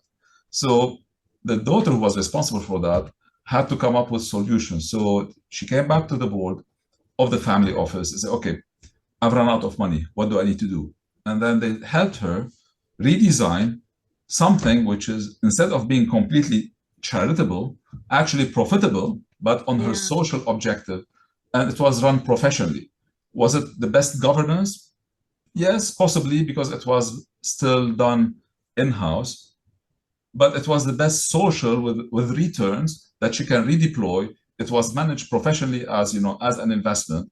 So she had to compromise possibly a little bit on her social objectives to make it more recurrent, or to take longevity instead of, yes, I've spent the money, and that's it. It's a one shot. So the family office is here to help deliver the needs as per the objective and the strategy. And if they cannot, obviously, it's what I've said earlier. I mean, we need to bring in experts and bring in the best in class for that particular project that we're carrying. It doesn't need to be done in-house. I mean, most of the family offices are very thin. You need to bring in the best in class for each, possibly, I mean, investment or each transaction that you do. And this is how you have to deal with it. Yeah, thank you. Thank you. So Aisha, do you want to add your comments on that? With respect to purposeful legacies, yeah. Yeah, well, the short answer is ditto to what Bilal said. He articulated it very well. If I were to slightly disagree with him, and again, it's not a disagreement because I'm 100% in agreement with him, but just to add another layer to it, whether we like it or not, the reality is some of this stuff is here to stay. So as family offices, as investors, as of today, or even the past, businesses that we used to focus on, they used to focus on coal, they used to focus on fossil fuels, they used to focus on, I don't want to say child slavery, but minors at work, single-use plastics, work conditions, work health safety conditions were not there, animal cruelty, and that was considered part and parcel of business. But the reality is today we are talking about sustainable farming, we are talking about DEI, whether we like it or not, and the challenge of when I say whether we like it or not is it remains to be seen as to what value it actually brings to the top line and the bottom line in many ways. But there are other things that are here to stay, like from a climate aspect, plant-based initiatives that are taking place. So the reality is sustainability in some way or form is influencing businesses, and businesses are your main engine of wealth generation. Yes, you have financial products and assets, but sustainability in F&B businesses, sustainability in hospitality and tourism, sustainability in every sector, cosmetics or whatnot, everything is being pushed to go green. Whether in reality it happens or not, the greenwashing aspect, the carbon credit questionable aspect, but the reality is sustainability and its impact is here to stay. If and when do family offices embrace that, only time will tell. But yeah, just to close the loop on it, we cannot ignore ESG, we cannot ignore sustainability. That's all. That's my take on it. Yeah, fantastic. So I'm going to stay with you and Bilal as well, and we would look at some very important issues when it comes to managing families, especially families of wealth, we all know that there is no one, I mean, there are different personalities. So there's no one child that is the same with the other child. There are no two people that are exactly alike. And there are times where you do have challenges within families. There are times where you have addictions, challenges with addictions. There are times where you have spendthrift issues, challenges for those that are inheritors, as well as other issues that you would have, divorce, single parenthood, blended families, and all that. How do you, I mean, as advisors, as experts within the wealth management space, be it within the family office space, how do you navigate these issues when they arise in a family? And how are you supposed to work around these issues? What is the roadmap so that at the end of the day, you do have legacies come out from those families, and you don't have it all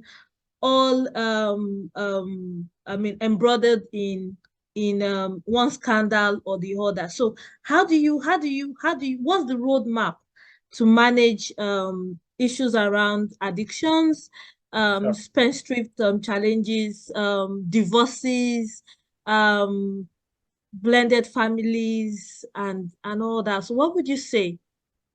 Look, I'm not the subject matter expert on this, and thankfully, during my tenure serving the families that I did serve, none of these issues really came up. So my response would be more academic than practical. I think the first thing in any family would be the challenge of keeping a lid on it, not it becoming too public. So that's where you as an advisor come in. You ring fence the news, the story, the incident, but then you also advise as an advisor how to ring fence some of those assets. If some of those people are authorized signatories, how do you revoke their authority or access? Some carve-outs need to happen. Some people would need to step down from the board. Some reorganizations would need to come into play, and a bit of forward thinking in terms of putting in some conditions in wills, and putting some burden on the trustee through some letter of wishes. So there are many ways to address, from a technical point of view or a legal point of view, some of these challenges which are inevitable in any family. It's only the gravity of the situation that could be too high or too low.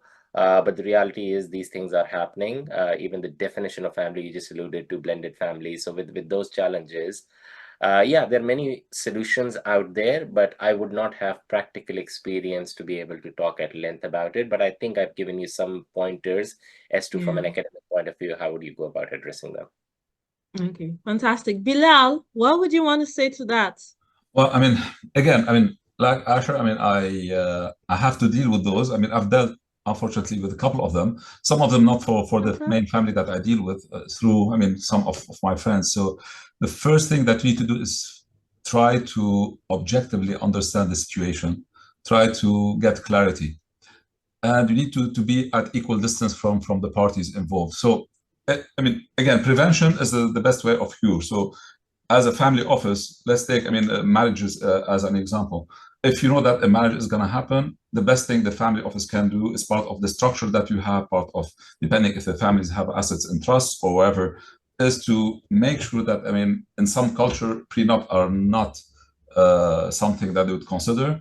Bring that into the picture. Even in some culture or religion that prenup would mean nothing, still bring it up and try to find a solution.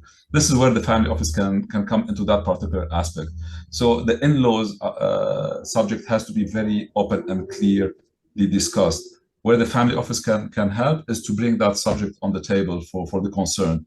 Are we totally expert in that?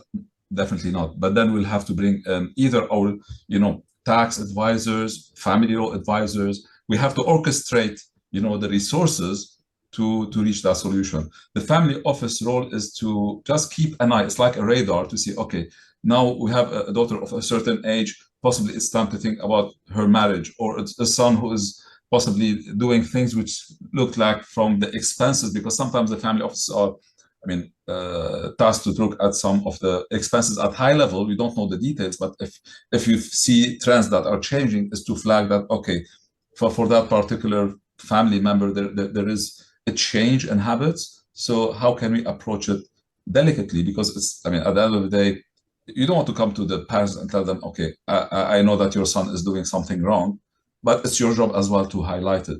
So in one particular family that they've asked me, I knew them, obviously, they were not my client per se, but we knew them. And I've been asked to get to understand what the son was doing. And I was close to both the father and the son, and I've just realized that there is a complete disconnect. The father has no clue what the son was doing, and the son was doing things that it started, like gambling. He started he's done a mistake, then to cover his mistake, he's done a larger mistake. And as Asha said, in this case, he had the power to sign and authority and all of that. So he abused the power to hide things from his father. So at the end of the day, they end up in a very awkward position whereby, none of them was direct enough to have that open conversation. I've been asked to, and also it started by pure mistake. There was a health issue, and I approached, I was asked to look at and help on the health issue of one of them, and I was involved in those discussions, side discussions. Okay, it's happening. I'm not happy, and I was tasked to then try to bridge the gap between the father and the son. Obviously, the problem was much bigger for both of them than what they had anticipated. Was I the right expert then to solve it? No, but I had to tell them separately and to find the right possibly tools and resources to resolve that. Now, fast forward 2 years later, that happened maybe 3-4 years ago. They managed to go up in the open and resolve the issues.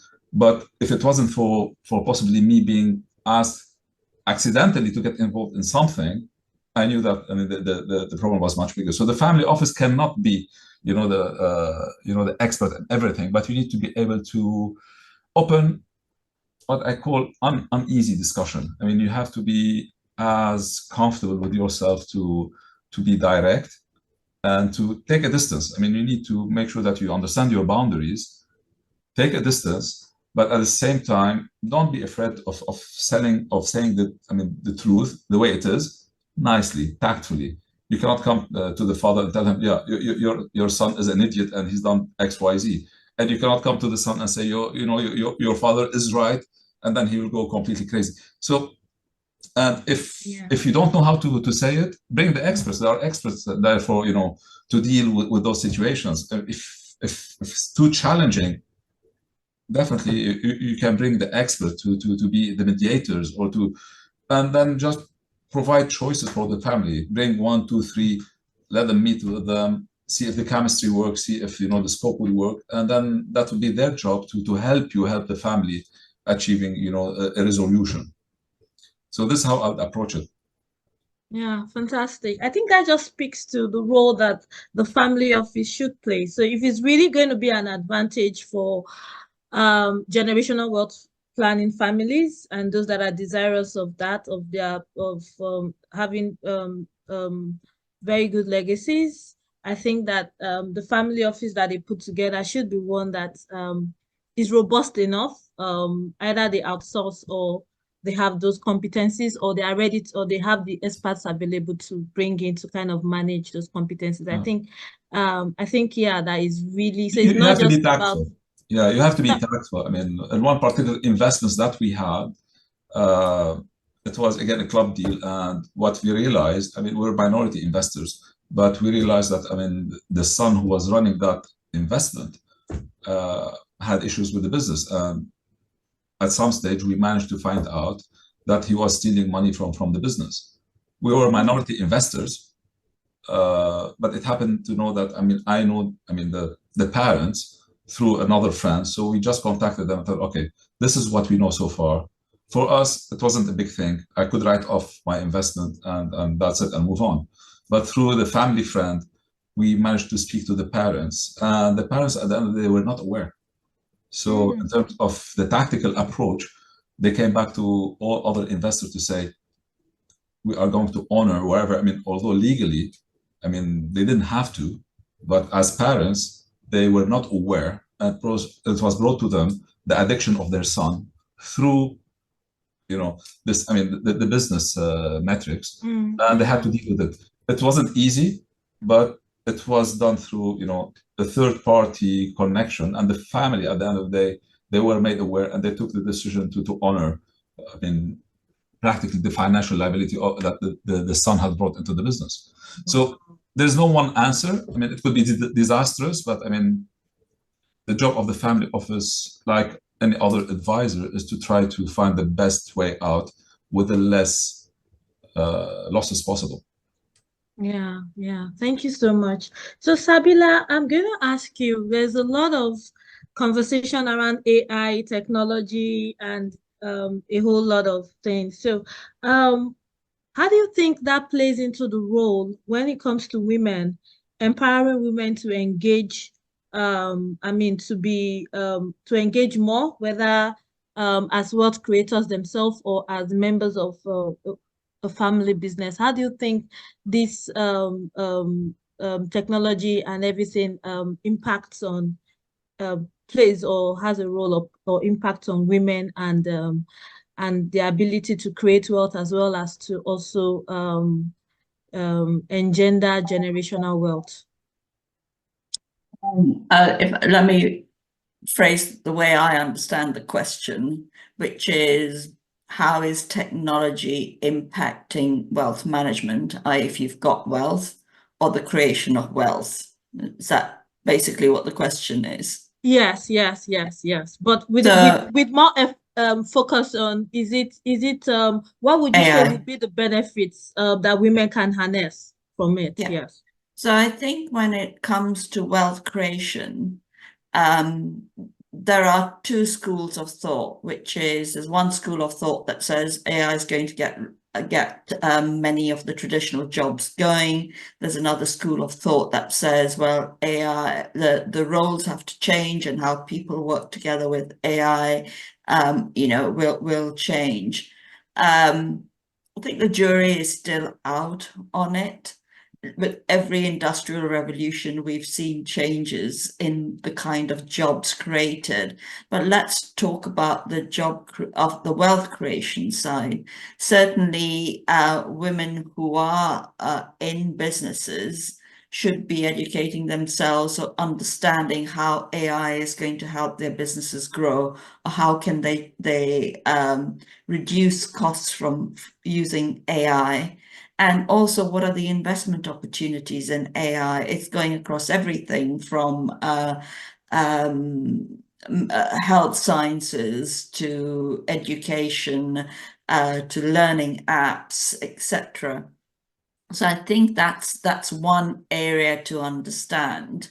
Again, there is no cookie cut answer to say this is how it's going to impact, because every business is different, every stage of wealth creation is different. But I tend to be a person who looks at things half glass full, and what are the opportunities, and how do we make most of the opportunities and manage the risks that AI poses, because it does. On the second part is women with wealth, and how can technology help women with wealth? Now, again, you've got to understand how women are comfortable with digital and usage of digital, and there'll be different groups.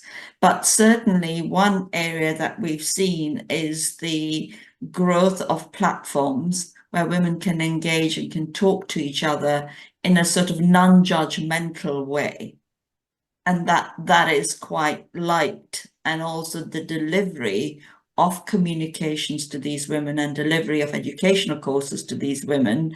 You know, we've had women saying to us, I like short courses that are delivered, so I might be shopping, I might be doing this, and I can listen to the educational side as well. So there's that dimension, which is the whole, how can technology, how can AI be used to develop tailored content for women with wealth, to enable them to become better at managing their wealth, also with reporting, client reporting. and having an overview of where the wealth is and where it's going. And some of the things that Bilal and Asha have been talking about is kind of using technology to understand how the wealth is being used, how it is being managed, what are the returns, etc. So I think those are the two different aspects, but underlying with any solutions that are put forward, and I think I'm repeating myself saying women are not a homogeneous group. At different life stages, they have different needs. They have different levels of financial confidence and also different levels of digital confidence. That in turn drives their levels of empowerment. And by recognizing these different groupings, different solutions can be put into place to get them more empowered and center stage. Yeah, thank you so much. So our time is really fast spent.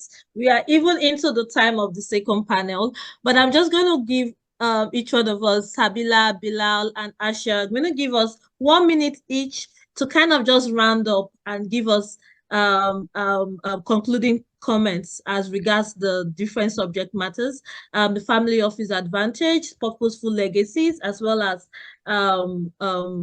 managing and advisory for women of wealth and affluence.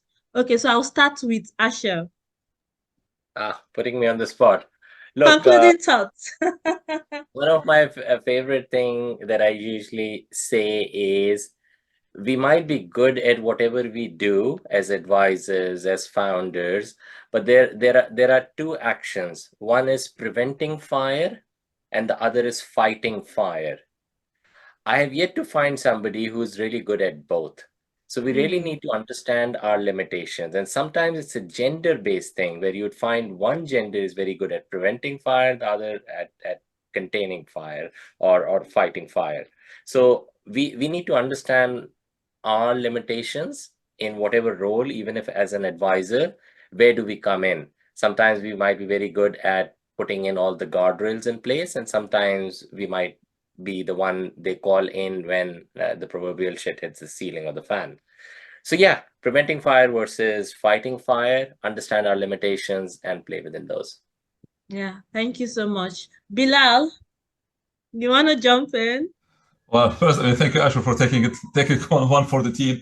So yes. The understanding the limitation is definitely one key aspect. So and not being afraid to say no. I mean, usually the other aspect of what we are not really sometimes good at is to push back and to say no. Not necessarily because, I mean, as professionals, and here's the beauty of what I call the family offices as other advisors, you are aligned. Obviously, you will not be popular when you say no, but this is when you are well respected later on in life. It doesn't mean if you say no that it's a no. I mean, the family could still overturn your decision or your role, but I mean, you have to be as honest, as open about it. So the using as much as we can our integrity, honesty, and not being sidelined with side issues.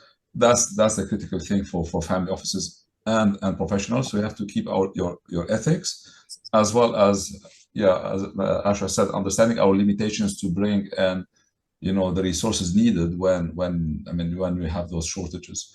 So that's in brief. In terms of female, male, wherever it is, honestly, that to me and that current now world of digital media and all of that, it's equal opportunity, I may say. It's up to each person now to approach and do what they want. And even with the most conservative, families now, I can see from the ones that I know, obviously I don't have all the expertise. That's, for example, in deep Africa, but from my exposure, it's equal opportunity. It's just you have to put yourself forward to it, prove yourself, and then move on. But it takes courage, and you need to market yourself as well on both sides. Yeah, fantastic. That just takes us into Sabila. So it's really equal opportunities for everyone. So what would be your concluding comments to the affluent and the wealthy matriarch out there? Yeah, okay. This is a very long conversation. I agree with Bilal that, you know, put yourself forward. But I've categorized 9 biases that women face in wealth. Whether they're conscious or unconscious biases, there's the gender pay gap, there's an investment bias by financial advisors, there's the longevity list, there's caretaking responsibilities. Women take time off work, for instance, if they're wealth creators, to look after the family. That impacts the wealth, that impacts creation. There's underrepresentation in financial services, legacy and estate planning. They may face challenges in estate planning due to the gender roles and due to the you know, enabling environment of the legal issue. Risk aversion, that's a negative because women tend to be more risk averse. They may not optimize the portfolio. Cultural and societal norms, access to resources, particularly when it comes to creation of wealth. And I do want to make the distinction between creation of wealth and those who are inheriting. And women generally, access to finance, access to networks, access to new markets, generally struggle with that. So yes, there are equal opportunities, but with one hand held behind. And yes, it is up to the women, not just the women, it is up to all of us to help women navigate these challenges, because ultimately it's a better world. Because women can contribute to up to 10% of global GDP. And as the Chinese saying goes, I think women hold up one end of the sky. So it's just commercial, right? But what can women specifically do on taking steps?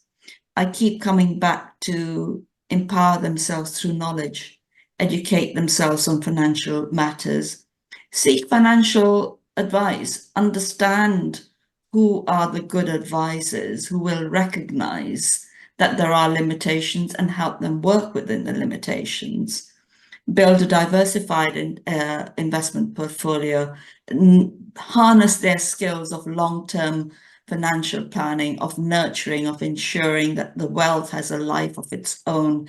And I suppose that goes into sustainability.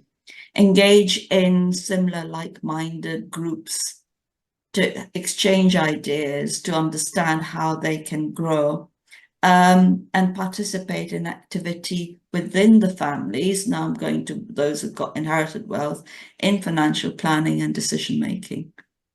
Yeah. So 3 buckets. Understand there are biases. We are a world of biases, whether we like it or not. And it's not just women, it's amongst men or men against women, etc. Understand those biases, understand how to navigate them, and then equip yourselves with being able to navigate. Yeah. Thank you so much. I just recall that we didn't speak so much about the rising generation. So does anyone want to comment on the rising generation and what should be the focus? So whether with purposeful families, whether within the family office space, or even for young women, young girls that are coming up and all that, what would we say are the key things that should be the takeaway for the rising generation? Yeah, when it comes to women, the matriarchs, if they get themselves up to the level that I've been discussing about, they become role models. And that is quite important. And again, a lot of the research that we've done has shown that women say, I want to do this because I want to be an example for my daughter as well. In terms of the next generation, look, when it comes to family charter development, family missions, visions, or wherever, setting up the frameworks we've talked about, it is very important to hear their voices and to be collaborative and to get them involved in some of those conversations. Because often what happens, they're not involved, it's handed over, and that's where the disconnect happens. So I think those were the 2 parts that I would add to it. Role models and collaboration. Collaboration, communication. Bilal, what do you want to say to that, to the rising gen? Well, adding to Sabila, definitely, but I'm going to be a little bit controversial. I mean, for the rising generations, definitely now with the knowledge being available almost at our fingertips, they need to be a little bit more humble. I've seen so many, at least in the past 2-3 years, 4 or 5 next gen, so arrogant in their understanding of what they know that they become prone for big mistakes. So they need to definitely be knowledgeable, but they need to be humble about what they know and what they don't know. I mean, still, unfortunately, in life, no matter how much technology you have, I mean, experience still has a value, and you have to avoid mistakes by, I mean, looking at the experience. And this is what, I mean, my word, I mean, to the next generation. I mean, the energy is great, the knowledge is great, but sometimes they have to be a little bit more realistic about their expertise. So they have to be a little bit more humble. And I can give one particular example. I mean, one next gen was tasked to, you know, to set, not to set up, but to take over the, you know, the family office. And the first thing that person wanted to do is to restructure herself, you know, the legal ownership of everything, including trusts and all of that. And she's not a tax expert, multi-jurisdiction. I mean, I know that, I mean, sometimes you've done, or you've seen one on wherever, or you've read the book, but don't be fooled to be over confident. So be realistic. And that's, you know, the best thing that they should do. They have great knowledge, great communication skills. They just need to be careful about their, you know, managing their, you know, arrogance in terms of what they know and what they don't know. Oh, wow. Fantastic. Asha? So I'm just going to rehash some of the points that both my esteemed panelists mentioned. Sabila talked about financial literacy. That's crucial for the next generation. Bilal mentioned, again, exposure to education, and most certainly humility and grace and patience. There is an clear issue where the next generation wants to take 2 steps at a time. It is not advisable, and only experience will be able to guide and steer and hold them that ways. Emotional intelligence, easier said than done, but if they can invest into emotional intelligence, that would go a long way. Patience, humility. So yeah, I think a lot of good things have come out from the other 2 panelists, and I think the next gen would do well to kind of embrace some of these suggestions. Yeah, thank you so much. So thank you so much, everyone. We've come to the end of our first panel. And honestly, it's been a pleasure just listening to Sabila, Asha, and Bilal speak. I mean, we could actually understand the depth of knowledge, the depth of experience, the expertise that was available today. And honestly speaking, I wish we could continue the conversation, but we have to stop because there's so much gems that we would love to have unearthed to still bring to the fore, but we'll have to call it top of the day now with respect to the first panel, so we could have the second panel come in and also educate us and enlighten us more. So thank you so much, Sabila. Thank you so much, Asha. Thank you so much, Bilal. It's been fantastic. Absolutely fantastic just listening to you. And like I said, I could do it all day. I really could do it all day. But thank you so much for making out the time. Asha, I don't know the hours right now. I'm sure it's past 12 midnight over there in Australia. It's 1 in the morning here in Melbourne. Oh my so when you God. say you can continue all day, I'm looking at the watch.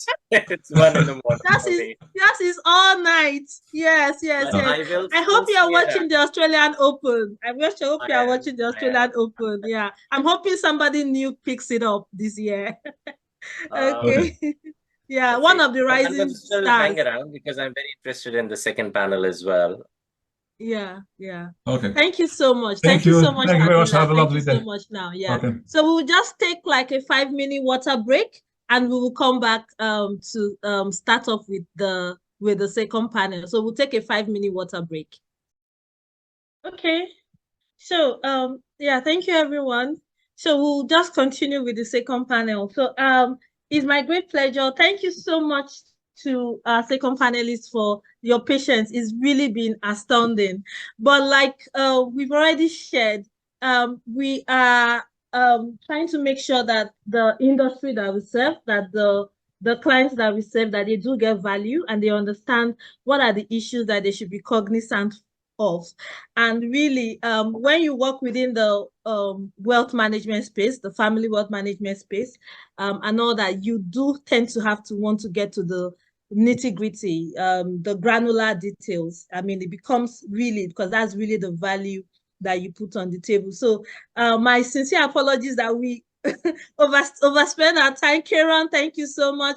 Anbern, thank you so much. Anbern has been on standby from the first panel, but Bilal was able to join us. Rita has been there from the first panel up until now. So I'm just going to quickly read our profiles, and we will just get right into the conversation. So, ladies and gentlemen, thank you so much for joining us and also being a part of this second panel. So I'm going to introduce Rita Tong.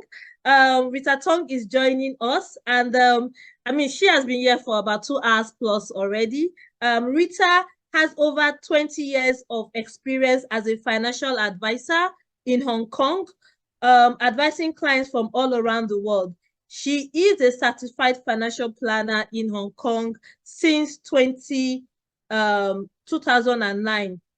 Rita is licensed with the Securities and Futures Commission in Hong Kong, and she's also licensed with the Insurance Authority in Hong Kong. She advises and manages clients' investment portfolios and various insurance products to match their wealth planning needs. Rita is the Director of Business Development, Grantag Financial Consultancy and Insurance Brokers Limited. So it's our esteemed pleasure to have Rita join us. So thank you so much for staying with us, being with us, and really committed to us today. Thank you so much, Rita. Quickly, we will talk about Kieran. So if we could put up Kieran's profile, that would be good.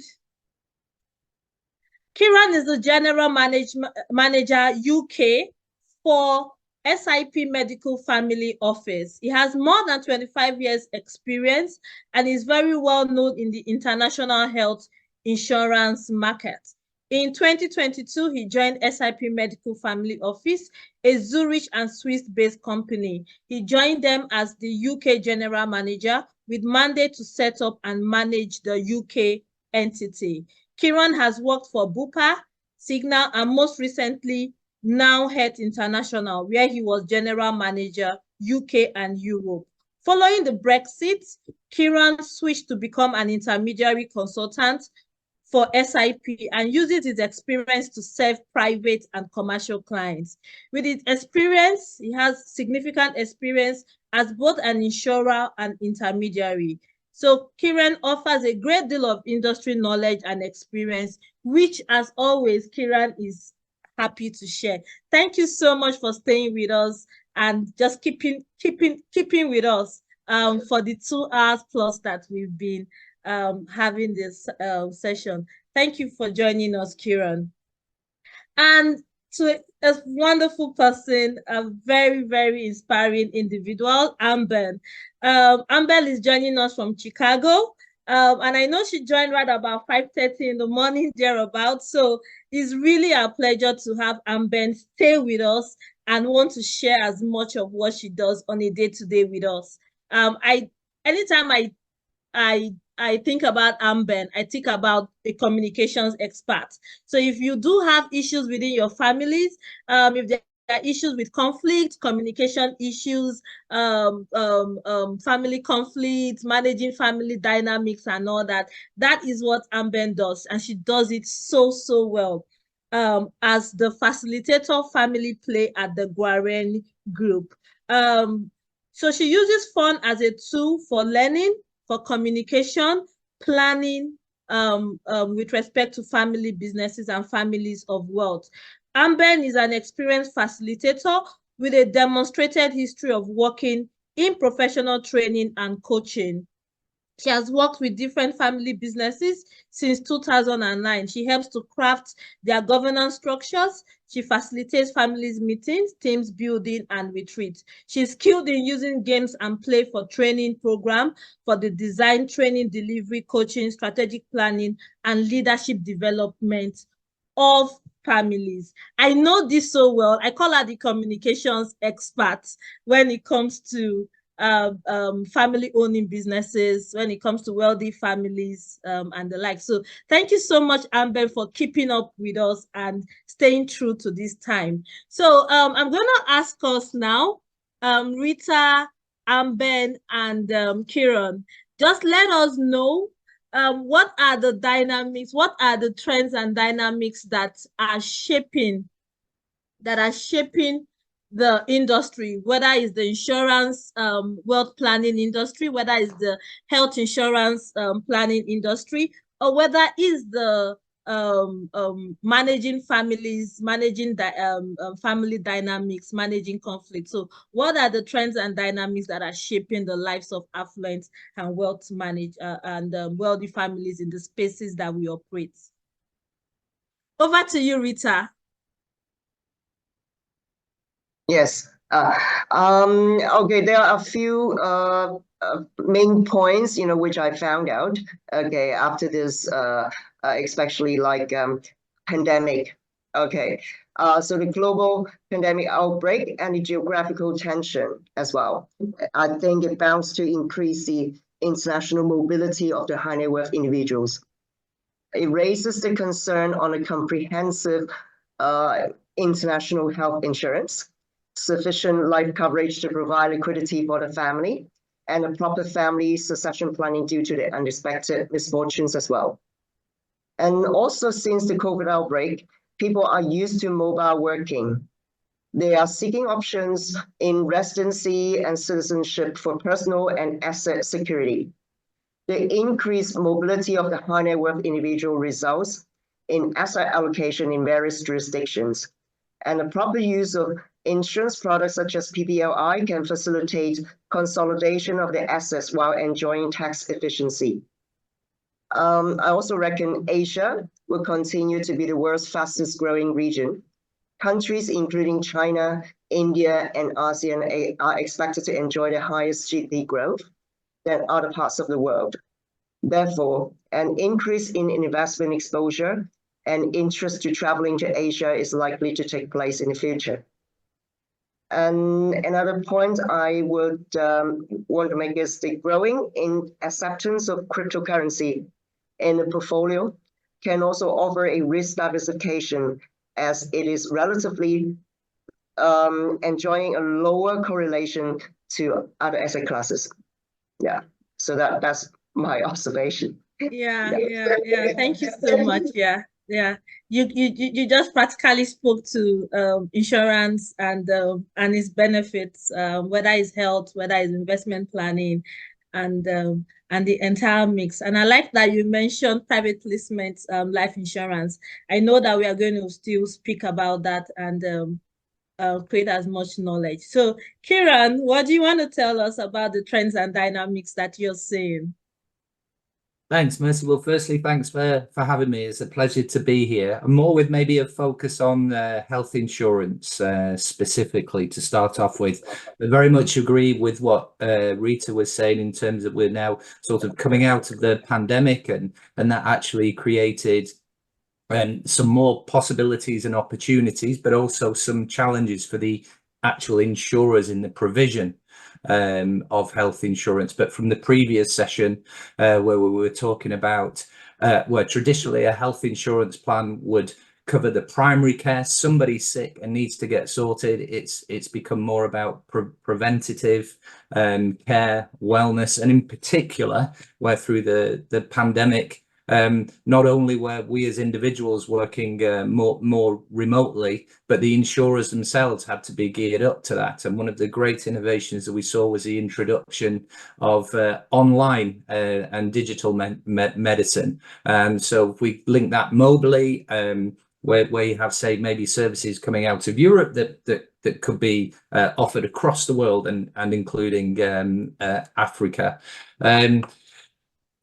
the world of health insurance is really evolving at a rate of knots, and I say lots of opportunities that it creates, and particularly for affluent individuals and families. It's also true to say with developing economies it causes some challenges. So I noted from the previous session where there can be issues around tax or licensing, so sometimes it pays to have the expert to guide you through some of these challenges. But Mercy, considering where you are as well, I thought I'd look at some trends in terms of developing nations and quality of healthcare around the world. So I thought it would be interesting to share, according to the latest statistics, that in terms of quality in healthcare across Africa, the countries are in the following order. From listing from 1 to 7 is number 1, South Africa, 2, Kenya, 3, Tunisia, 4, Algeria, 5, Nigeria, 6, Egypt, and 7, Morocco, in terms of quality of healthcare,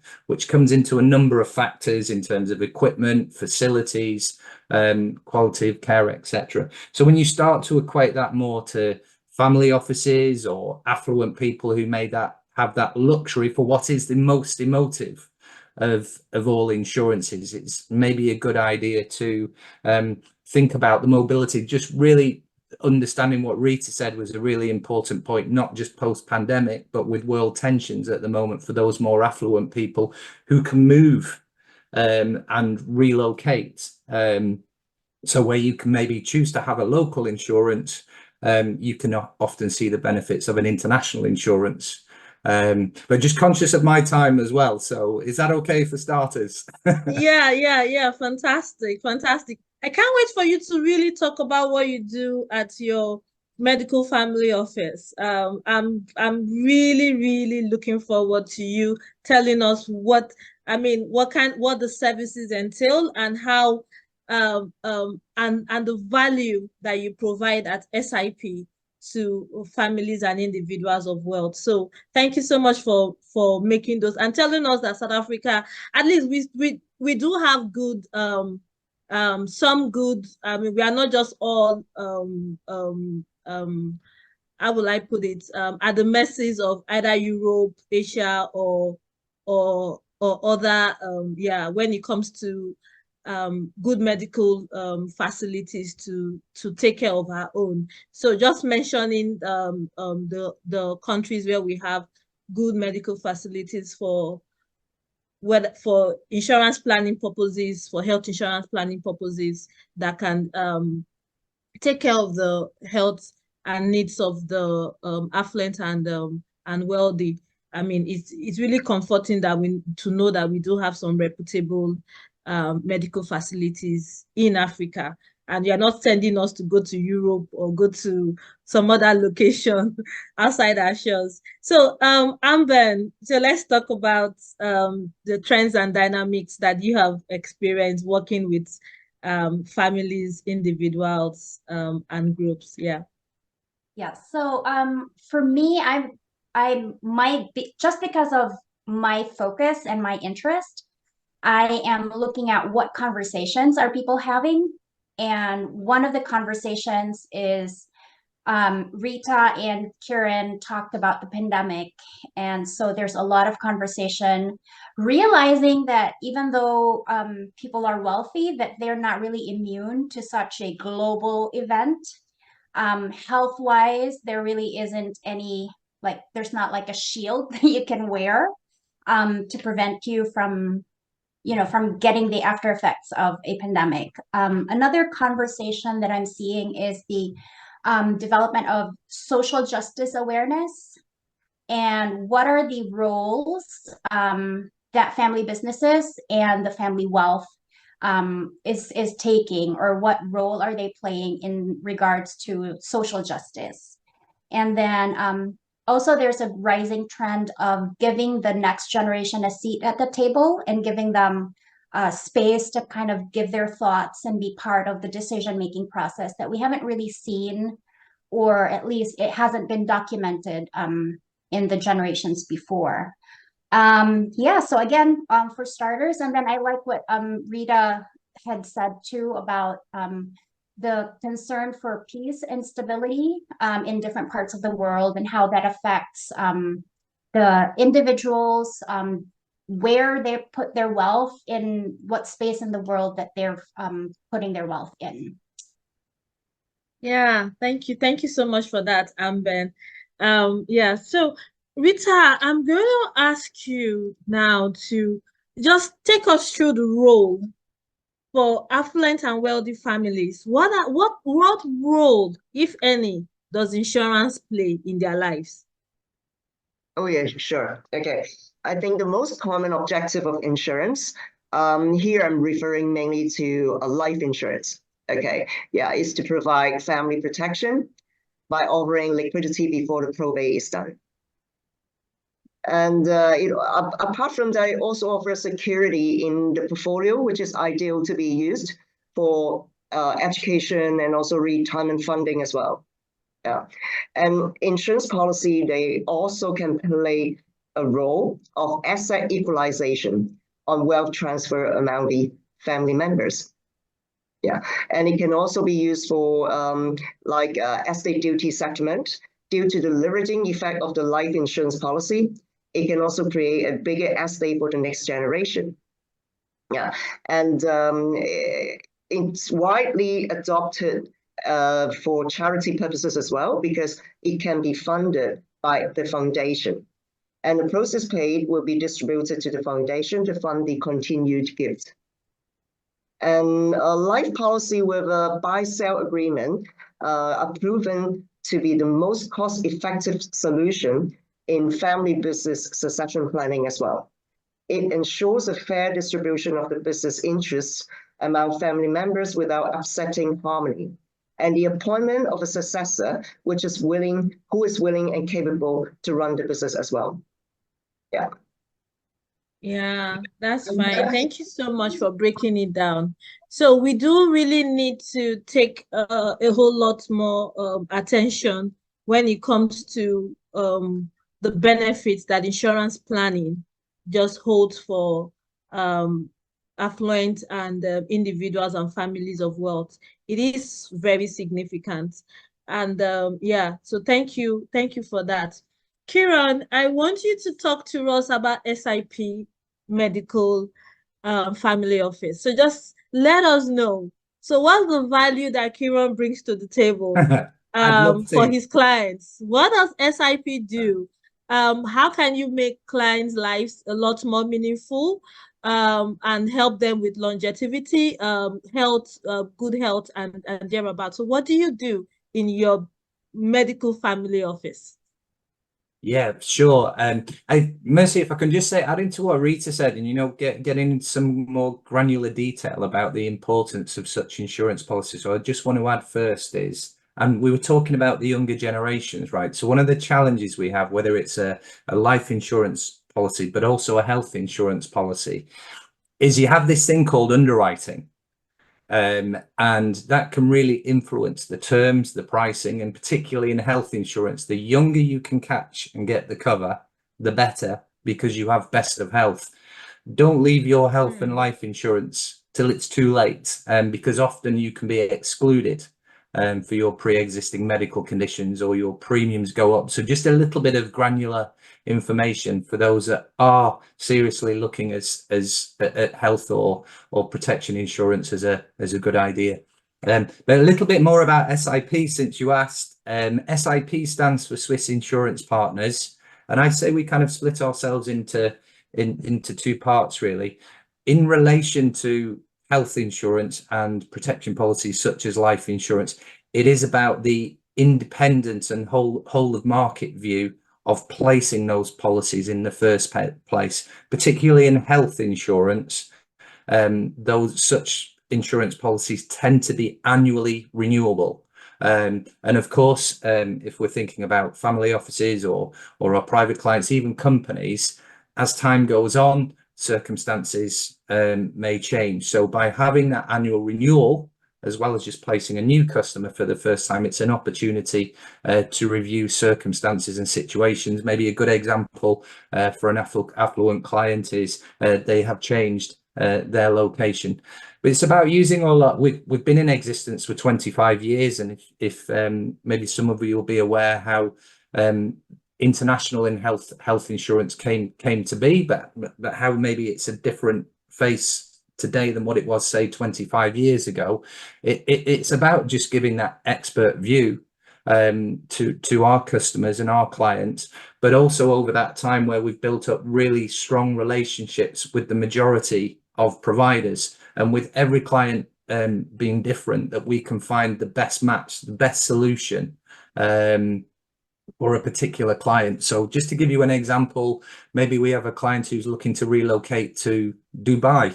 Well, in that case, health insurance isn't a luxury, it's mandatory. And so we can give some guidance on that, when initially the person who was moving to Dubai may not have had health insurance on the top of their on the top of their list. I have several clients that are African, with African roots, but are highly mobile and maybe spending time in the UK or in the States, for example. So it's important with the different insurance providers where you find the right solution, not only that it's fitting in with affordability, but it's giving them the benefits that they want, and also from a compliance perspective as well. And I think that will be one of the cool things about SIP, is where we are registered and licensed to be able to give such advice ourselves. So very much as an independent brokerage focusing on the health and protection side, that's the first part. But then again, as we discussed in the first panel, but moving on, where we're increasingly self-aware and proactive in terms of our healthcare. So if we talk about the primary care scenario where somebody's sick, it's about not just making sure they can get their insurance claims paid. It's about making sure they get the most appropriate treatment in the right location, the right time. And that can be a little bit hit and miss at times, to be honest. And therefore, we can offer that extra sense of expertise, an extra, for somebody who's not particularly used to health insurance, we can guide them through the claims process. And we even manage claims on behalf of some of our private clients. So we have multilingual services. I think we speak French. I'm the worst, by the way. I only speak English. But we have French, Italian, German speakers, Spanish as well. So you can imagine that's handy. Oh, also Russian as well. So we're an extra pair of hands to guide through, you know, what can be quite an anxious, emotional time. And the types of claims we deal with. We know last week we had to support with a medical evacuation because one of our clients broke their pelvis on the ski slope. So that could be, you know, quite a tricky situation. And also, I think another one is maybe coming out of Asia, where we get requests for lots of second medical opinions. So the individual themselves doesn't necessarily trust the advice to give. Is there an alternative method of treatment? So it's about maximizing then the quality of the plan. And where certainly from the last session, I would agree, we were talking more about mental health. That's more part of the core service of a health insurance plan. But again, more for the affluent, what we're starting to see is the topic of longevity. And the latest buzzword really that I'm seeing here in London is gut health. So people, you know, when it comes into nutrition, so all those kind of things, it's not necessarily ourselves as individuals that are giving that expertise, but we understand what the clients are looking for. I know we have one Bitcoin client who lives in Zug in Switzerland who wants to live forever. So it's Kevin, my director's job, to help him find all these alternatives to make that happen. So all sorts of interesting stuff. And then it comes back down to another thing I just wanted to add as well. My experience about what we provide is the difference in when I speak to a male client to a female client. And I've noticed how much more into detail the matriarchs go, wanting to know the quality and the specifics of the plan, whereas more, and maybe I'm being a little bit stereotypical, where more the patriarch, it's more about the premiums and the affordability.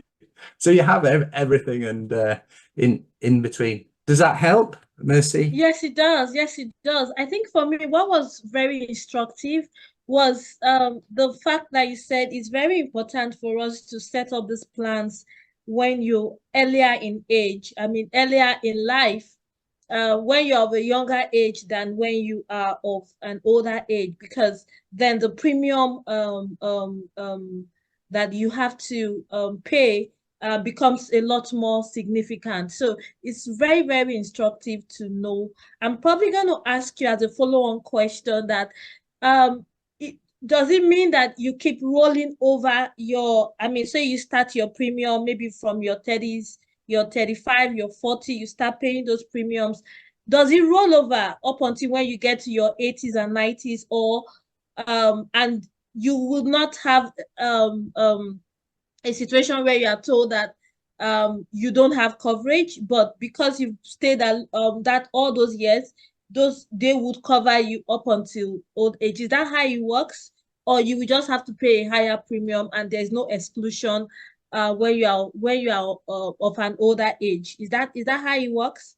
Yeah, we need to split it into two, and I think maybe it would be fair to hand back to Rita to answer on the life insurance and the protection side. But if we first talk about health insurance as opposed to life insurance, yeah, so the plans tend to be annually renewable, and this is for private clients rather than group or corporate plans.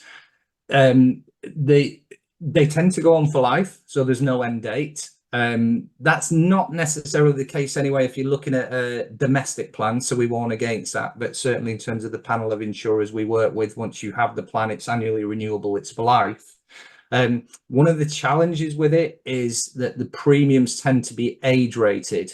So if you think, say maybe in your sort of prime earning years, it's easier to afford and you're earning a good income. So you get to the far end of the scale where you're maybe into retirement, it becomes a little bit more of a problem, because you think about it logically, the premiums are most expensive in your old age, but actually your income's coming back down. So what we see with our affluent customers is two trains of thought. We have some clients who said they just want the best of the best comprehensive. They're not even looking at the premiums, to the case where it really does become a challenge to afford those premiums. So you might want to look at looking at your insurance as maybe a catastrophe plan. So you've set a little fund aside to manage maybe the day-to-day costs, but you still take the insurance to insure against the major costs. So maybe, God forbid, but somebody inherits a cancer, for example, that could run into many hundreds of thousands of pounds or dollars. You'd want to insure against that. Whereas maybe for your primary care, your doctor's visits, your medications, maybe in your older age, then maybe you could take care of that yourself. And these are the kind of things that we discuss when it comes up to the renewal of the policy, because it still does come down to affordability. And these are some of the challenges that the insurers obviously have. Does that answer your question? Yeah, that's fine. I think you were able to provide a bit of clarity. So Rita, I'm going to ask you, for Grantag, just run us through the value that you give to clients. Just run us through the whole value-based services that you have, and why individuals, why families, why wealthy individuals should take cognizance and probably reach out to you or use one of your intermediaries. Okay. Because we are a first of all fully licensed consultancy company, we can give them advice on basically all types of insurance products, because we are a brokerage. Yeah, we represent all the insurance products in Hong Kong, and also we have office in Singapore.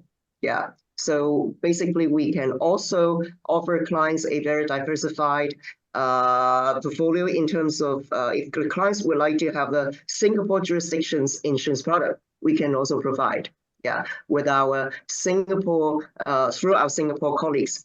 And also if clients would like to have a Bermuda or Cayman or Isle of Man jurisdictions product, we can also provide as well. So we represent clients' interest, instead of representing the insurer's interest. Okay. Okay, I mean that's very notable. Okay, thank you so much for that, Rita. And then I'm going to start with us discussing about conflict. We understand that conflict in families are inevitable. And when you now put assets in the middle, it amplifies it. So the conflict that probably would have been manageable if there were really no assets on the table, it just becomes amplified when you do have significant assets. So, I mean, can you provide insight in the work that you do into how we can proactively identify sources of conflict and how we can address them before they escalate and tear everybody down or tear everyone apart? I see that you want to start with a juicy topic first. Yes, I do. Yeah, so conflict is not so much an if, it's a when. So we know that when two people come together, there's always a difference in opinion about something, and it will happen. And so what I see is that often behind the conflict is what values are you protecting? So when people are given a chance to actually talk about why is this important, why are they taking the stand that they're taking, and when both sides are able to see the other person's side to that story, sometimes the conflict is dialed down and they're able to see each other's point of view. Not all conflicts have to be resolved. For example, in the US political stance, you don't have to convince the other person to take your stance, but to kind of just see why is it that the other person is taking this stand, sometimes that's enough. So it depends on what kind of conflict it is. But in terms of, there are conflicts, for example, in whether or not a prenup should be done. Well, that conflict or that difference in opinion will have to be resolved because the family will have to make a decision about how to move forward. So I think again, when you talk about, or when I talk about conflict, I talk about what are the values that they're trying to protect, and what are they, is there a way to kind of see the other person's perspective and then identify whether or not the family has to have an agreement on this certain topic or whatever it is that they that is in front of them. One of the tools that I really like to use is conversations, but also genogram is a good thing to kind of for us consultants to use, because it helps us see the patterns of conversations that the families have had, or if there's a pattern of conflict. And that helps us, it's not a crystal ball that will help us see the future, but it helps inform us of what are the conflicts that have happened in the family, and is there a chance that these would again come up in the future. So those are some of the things that I use to not avoid, but to deal with conflicts as they come.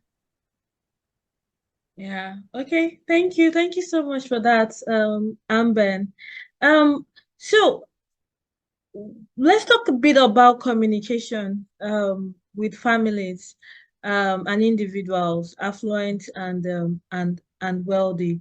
We know that when there's a breakdown in communication, it can lead to misunderstanding, and there won't be alignment across the entire activities, whether it's financial, whether it's social, whether it's spiritual. Just talk about the full capitals of wealth. There won't be alignment within the members. What techniques or practices do you recommend to foster empathetic communications among family members? Yeah, given your expertise. Thank you for that question. So like was mentioned already before, prevention is better than cure. And so if you think of relationships also like a bank, you want to deposit into that relationship so that when the communication breakdown happens, your your bank doesn't get into a deficit. And so I really advocate for time for family fun. And often it's like, oh, this is such a pointless activity. You know, why are we even doing this? But it really adds to, again, that relationship and that connection with people. And my husband, when he was director for an outdoor education center, he coined the term fun as fundamental universal need, because for the well-being, as Kieran probably would know from, you know, research on longevity and well-being, fun is an important aspect, and human beings look for fun. That's the best way that we can kind of, one neuroscientist was saying, fun allows us to deal with the not so fun aspects of life. And so again, when you have that strong relationship, when you've put in by creating a strong relationship with people, when there is conflict, it's easier to navigate, because you know you've had history with this person, and you're not taking whatever it is, whatever that situation, you're not taking it negatively. You just know that you just have a disconnect, and somehow you find a way to connect again. Yeah, does that thank you. answer your question? Yes, yes, yes, yes, yes, it does. Yes, it does. Yes, it does. Thank you. So Kieran, what are the advantages or disadvantages of organizing insurance, whether locally, within Africa, for those of us that are within the, I mean, not everybody can hop on a 6-hour flight, or depending on which airline you are using, basically, to London for healthcare. So what would you say are what you should consider when you're looking at a total healthcare insurance plan, whether to subscribe to either a local or an international plan? Sure, Mercy. I think that the most obvious one is the first one, and you know, we all have different levels of wealth and affluency, don't we? So the number one separation between a local and an international insurance plan is going to be the cost. But is you know, where possible, is to consider the benefits of an international solution as well. We were talking about age earlier, saying that it sounds like I'm doing a sales pitch. I really don't mean to sound this way, but actually one of the other benefits of being in Africa, for example, is the insurers will be looking at their data in terms of claims costs. So ultimately, it will be the cost of claims that will drive the premium costs as well. And where we're seeing one of the trends is the international insurers putting more of a focus on Africa, for example, in some of those countries we discussed earlier. So you can absolutely think locally for your health insurance. And the reality is that the cost of those annual premiums are going to be a lot more competitive than say they would be if you were looking at an individual who was based out of Switzerland or the UK. So that's one of the advantages of sticking to a local insurance. I think it is about the quality though as well. So not necessarily just in terms of the sort of more primary care or a minor illness or ailment, but when you're planning for the long term and say more some of the serious conditions. So if you have clients that are highly mobile, for example, or in the longer term that they will be mobile, or they would choose to go elsewhere for the treatment, then you can clearly see the advantages of having an international health insurance plan as opposed to a domestic plan. For those globally mobile people, if you have a domestic plan, you then you have that same issue as the age relation, because you may find that your local plan in the UK, for example, is not going to cover you if you move back to Nigeria.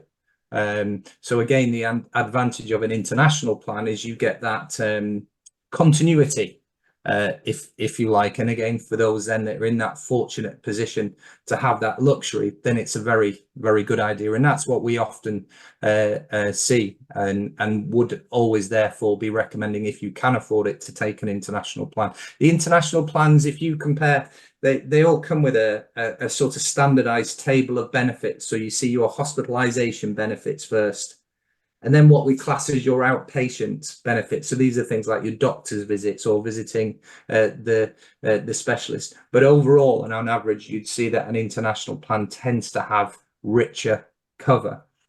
The reason for that is that the domestic plans are designed to complement the local healthcare systems and social security. So if I can use the UK as an example, we're very fortunate in the UK to have the National Health Service.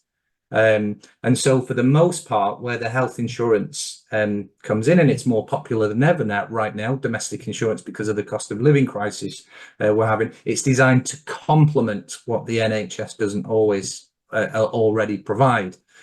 Whereas an international plan, you're looking for that plan to take care of you no matter what, So you've got that peace of mind. You've got that guarantee that you're not having to worry about the, the facilities that are provided by the local health system. So for me personally, it would be the case where those that can afford it would clearly benefit from having an international plan.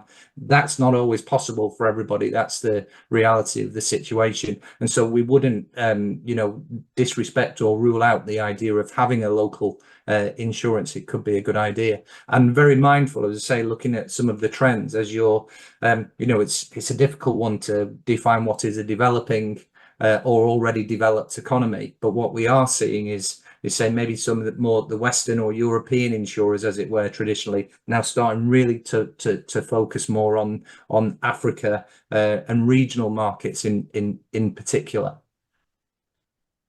Okay, fantastic. Thank you for that.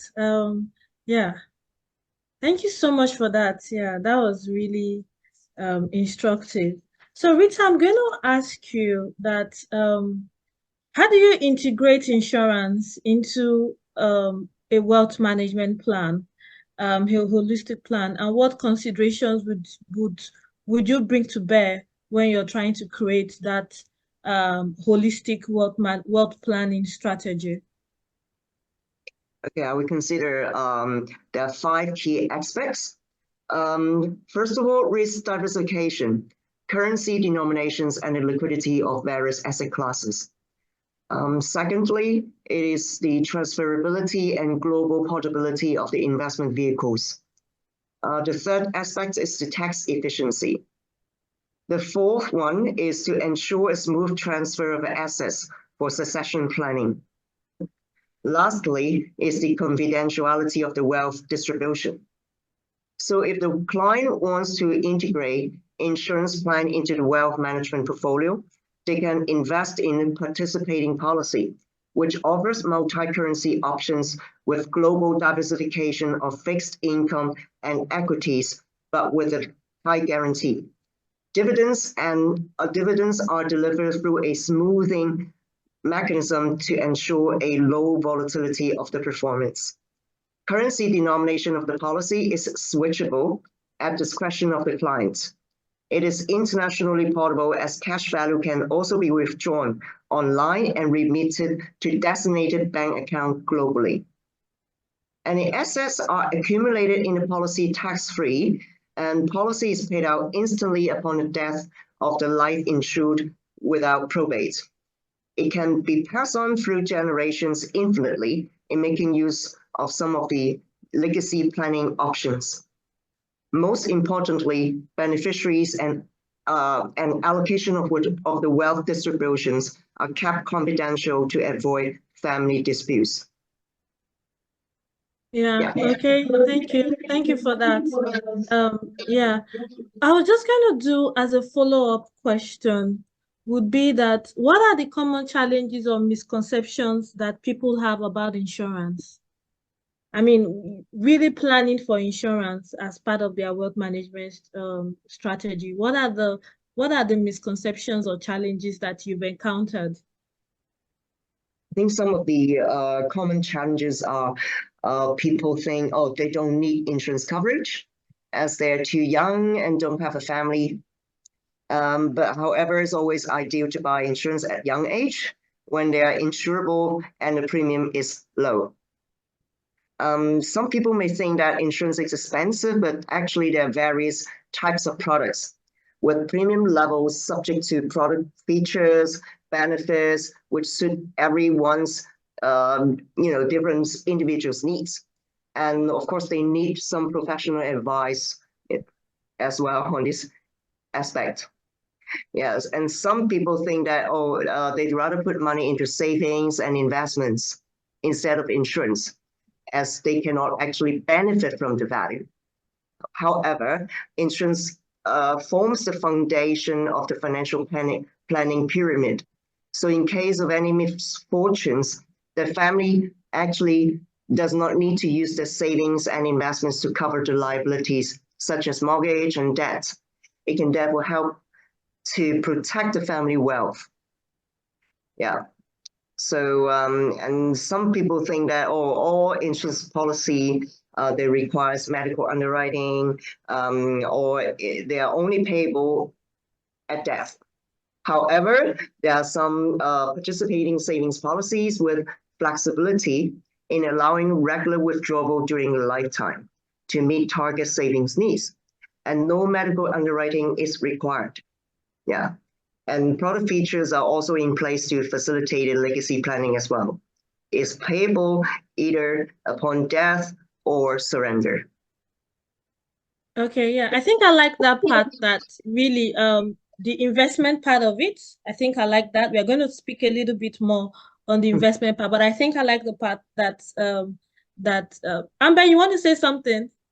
Yeah, so Okay. if I could just interject, Rita, I have seen insurance policies being used for buy-sell agreements for families that have assets in the business, because it's sometimes very difficult to find cash in the moment to buy out a family member. So yes, some people have misconstrued, like they don't really understand that there are many different types of insurance, but yes, there's almost one type of insurance plan to help with, when you're planning for what happens down the road. So I'm sorry, I expected. I just wanted to say, yes, I've seen it happen, and it's a good thing. Yeah, that's fantastic, Anbern. Yes, that's fantastic. Also I mean, the reason why Rita is here is to speak to those services, because that we don't look at insurance from a very myopic point of view, but we have it as a broad knowledge, understanding, and we can also seek more advice. We can also seek more information with respect to it. I know that when it comes to the way we talk about portfolio diversification, so you know how you want to diversify across jurisdictions, across currencies, across asset classes. You have traditional alternatives and the like. So that's the same way too that we should consider insurance planning as part of that risk management diversification strategy. Because what you don't want to do is somewhere down the line, you do have to have those expenses to be met, and they now significantly impact the wealth. So really planning and taking out those policies, and also looking at policies that are embedded with investment. So if I'm not going to use it, if it's not going to be underwritten for medical purposes, at least let me be able to take out some portion of the premium that I've paid over time, or have it as an embedded solution, such that I can enjoy the investment aspect of it, as well as also enjoy the protection aspect of it. So Rita, do you want to talk about the investment options that are embedded within insurance services that you provide? Can you repeat? Sorry. Yeah, I said, do you want to talk about investment options that are available with the insurance services that you provide. So case in point, let's talk about the private placement insurance trust. Okay. Private placement PPLI, private placement life insurance. Yes. Yes, okay. So PPLI actually is an open architecture whole of life insurance policy with a value linked to the performance of the underlying investment portfolio. It is a globally recognized legal structure which can hold a diversified range of investment vehicles, including stocks, mutual funds, ETF, and bonds, quoted on recognized stock exchange, and cash holdings of major currencies as well. High net worth clients can transfer their assets into the PPLI for consolidation, rather than placing in multiple banks or investment accounts in various jurisdictions. It facilitates succession planning, as clients can use beneficiary nomination or trust to pass on their assets smoothly upon death without delay. Wealth distribution can be kept confidential as well. PPLI can also simplify the CRS reporting, as only a policy value is reported rather than individual holdings. All the dividends, interests, withdrawals are not required to be reported, versus it is a requirement of if held in financial institutions. PPLI therefore preserves privacy and being CRS compliant at the same time. Yeah. Okay, thank you for that. Yeah, thank you for that. So when you do take out, so that's really the how will I put it, the complementary role that insurance can play when it comes to wealth management. So, but I think it's specific to the services that your wealth advisor makes available or provides the knowledge for you to be able to assess it. Kieran, I want us to, I know we've talked a lot on, I know there are two aspects. There is the health insurance, and there's also the protection, there's the health insurance policies, and there's also the protection policies. So do you want to speak about the protection policies that you provide as well? Sure, Mercy. I think some of it does overlap what Rita's been explaining, but we're saying, you know, maybe to provide you with a bit more granular information and where we are able to support sometimes, but where we need, it's really important to get all the information and where the limitations are. So as advisors, we are licensed to give advice on protection products that are not within investment. So you see the difference of as you were just alluding to, as part of any investment strategy, the core of that, the base of the platform is the insurance protection. So I think you know, just again quickly touching, or to close off, the health insurance aspect, in which I commented it's the most emotive of the insurance, because that's often where you'll see the greatest frequency or the most commonality of claims. Of course, you can claim from your health insurance plan and you'll live to see another day, and it's about not necessarily paying you in a cash lump sum, but paying whatever those medical bills are to get you better, to get you back on your feet, etc.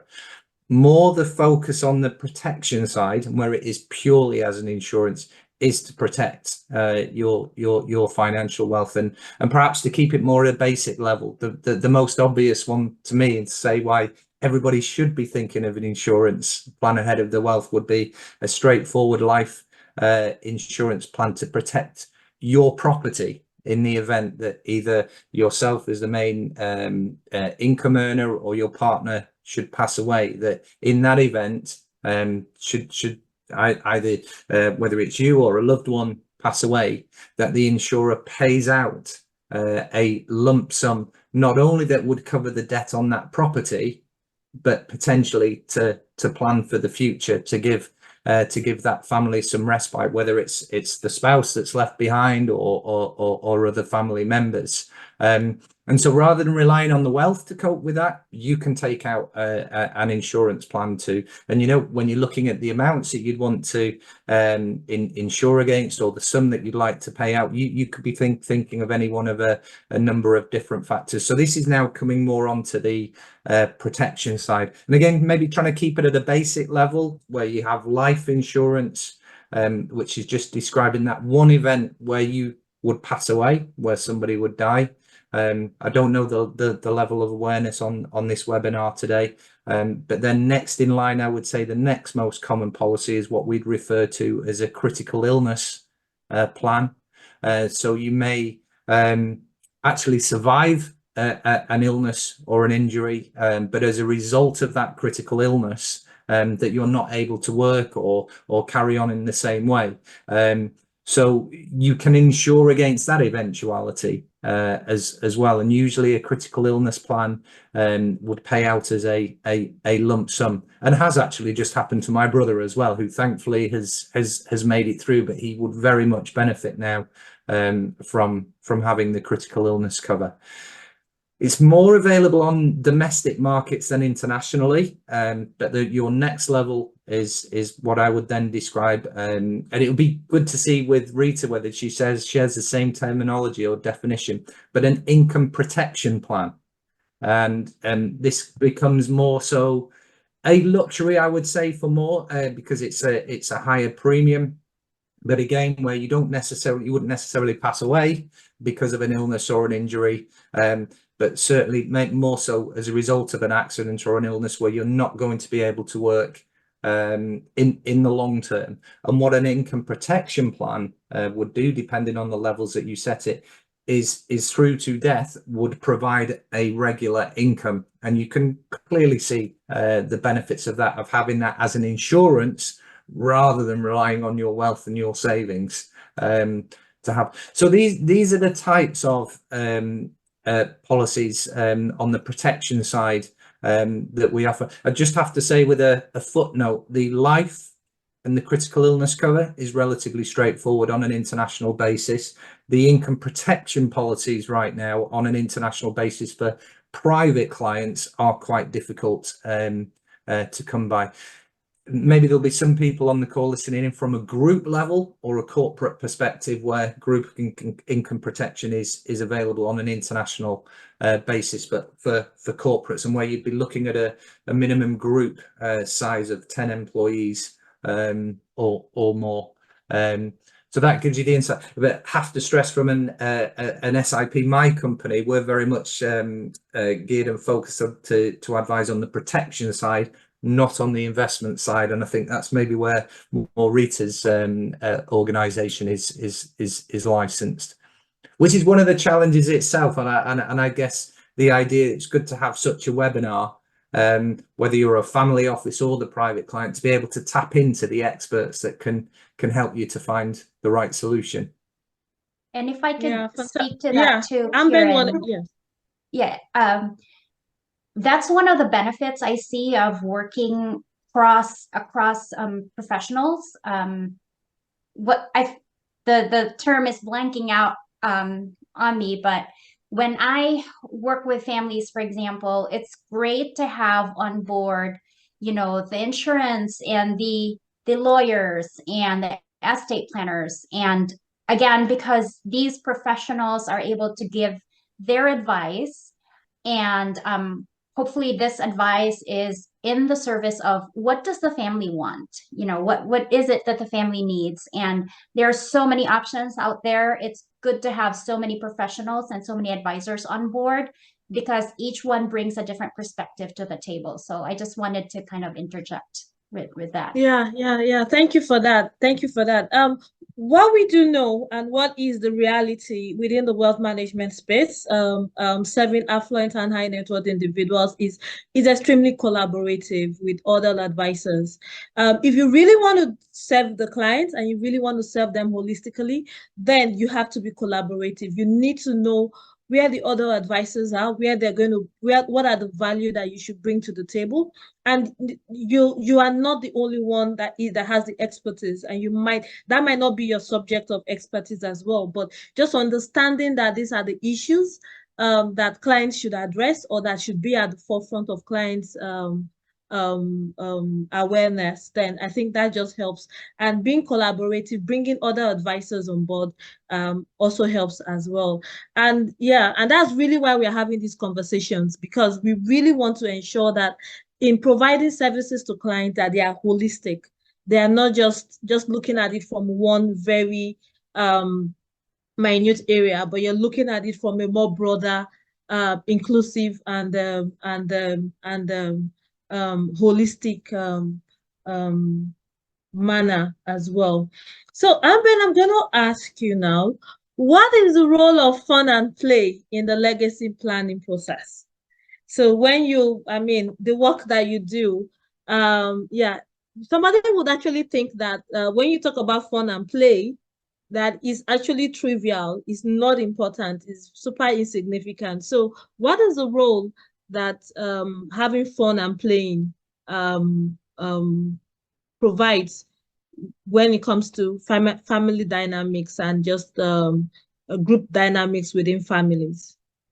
Yes. So thank you for that question. So yes, when I start talking to clients and I tell them, oh, I bring play and fun into the room, and they're like, okay, but we want serious things. But as we know, a lot of research is coming out, especially Dan Buettner's longevity. I'm not sure if you're familiar with it, the 100 years centenarians. A lot of research is coming out that fun is very essential to health. It's well-being. There's a lot of talk, especially with a pandemic. There's a lot of talk about mental health and how that's important. And fun is actually a crucial element to have to keep us, mentally healthy. But aside from taking care of just the self, neuroscience backs this study, and we have more and more research on play now, where play is very effective in helping us learn new things. We learn so much better when we are playing than if we are like reading books or learning from listening. So one of the things I find is that when I give people the opportunity to play, and they get a chance to role play like different personalities or different aspects, it's easier to become more empathetic towards others, because you've already had that experience of taking the person's side or taking the person's perspective. It is not a coincidence that people like Einstein, for example, also play an instrument, because when you're only in one aspect of life, that gets to be a little tedious and that gets to be a little limiting. But when you have an avenue to kind of unwind, he called it collaborative play, where you kind of have an intense issue or an intense problem and you're stuck. You kind of take yourself away from that situation and kind of do something else. A change of scenery sometimes just resets the brain. And so with families, what I find is if I started with them having a play experience, having them kind of take a different role, just kind of let the guard down, and they're laughing and they're getting all these oxytocin and all these hormones, by the time we get to talking about, okay, there is this serious issue that we have to talk about in terms of legacy planning, they are more ready. The brain is more ready and receptive to that conversation because they've already had, the juices kind of flowing in their system. And so that's, it seems like initially you look at, oh, play is such a trivial thing. And if you look at the physical, what happens to the body when we are in the state of play, we realize, oh, this is actually crucial. In the same way that exercise is crucial, that eating good food is crucial. Laughter is also crucial. So yeah, that's a role of play in a nutshell. Yeah, fantastic. Yeah, I really, I mean, just talking about the fact that when you talk about play, it enables a lot of positive energy. and you have a lot of positive hormones that you bring out, and that allows you to kind of manage the difficult conversations, allows you to manage the difficult circumstances. And because, yeah, I think everybody just bonds better with the challenges, and just trying to look for positive ways to how will I put it, positive ways to manage, as well as stay on top of those challenges when there is that intentional fun and play within the family setup, as in within the family dynamics setup. What I wanted you to also highlight, I know you mentioned it in different ways. Let's talk about longevity, basically. How do you think this affects HNIs at this time and age? And what would you think everyone should look out for when it comes to longevity? I think that might be a Kieran question, but I'm going to put in my 2 cents. Okay, Kieran, Anbern sent it to you, so let's hear your take on longevity. Well, so I wish for this part, I do wish I'd have my fellow director Kevin with me, because he will be able to go into a lot more detail, and so it is something we can speak about. But for me, and I think it was mentioned on the last panel, that how certain things can be buzzwords as well. But if I'm putting this more then from a health insurance perspective, it stems from the fact that we are more self-aware, and you're building this into sort of developing economies. If we're talking about Africa, let's say, for example, Mercy, and then today's seminar is about those more affluent and wealthy. And so it's just natural where you're in that fortunate position where you do have the wealth, that you then have the affordability to be able to look at longevity. And there are several ways within the sort of health arena that you can do that. And we've already discussed things like healthy eating, doing exercise, of course. I think that we all know that. But there's certain areas of medicine that are really now starting to focus on this. So for me, maybe just to give 2 examples, and where I would say it's still a bit early days now, but maybe you'll start to see more in the next 10, 20 years of what you call stem cell transplants and stuff. But this is going to really change the whole world of healthcare and blockchains and how things get done. So where you look at, say, today you could have certain cells frozen, and so that in the event of a medical condition, you can use cell or stem cell transplant technology with the injection of a cell to make a medical condition go away. But we're still in the infancy of that. But that's something to do with longevity in that respect. You've got the absolute extreme at the moment, which is cryogenic technology, where this is having the head and part of the body frozen. It actually happens. It actually exists. Whether that's going to go, so there you're talking about the extremes. But stem cell technology is a really big thing for the future. The challenge I think about that is that it's now medically possible to treat people with deadly diseases to make them better.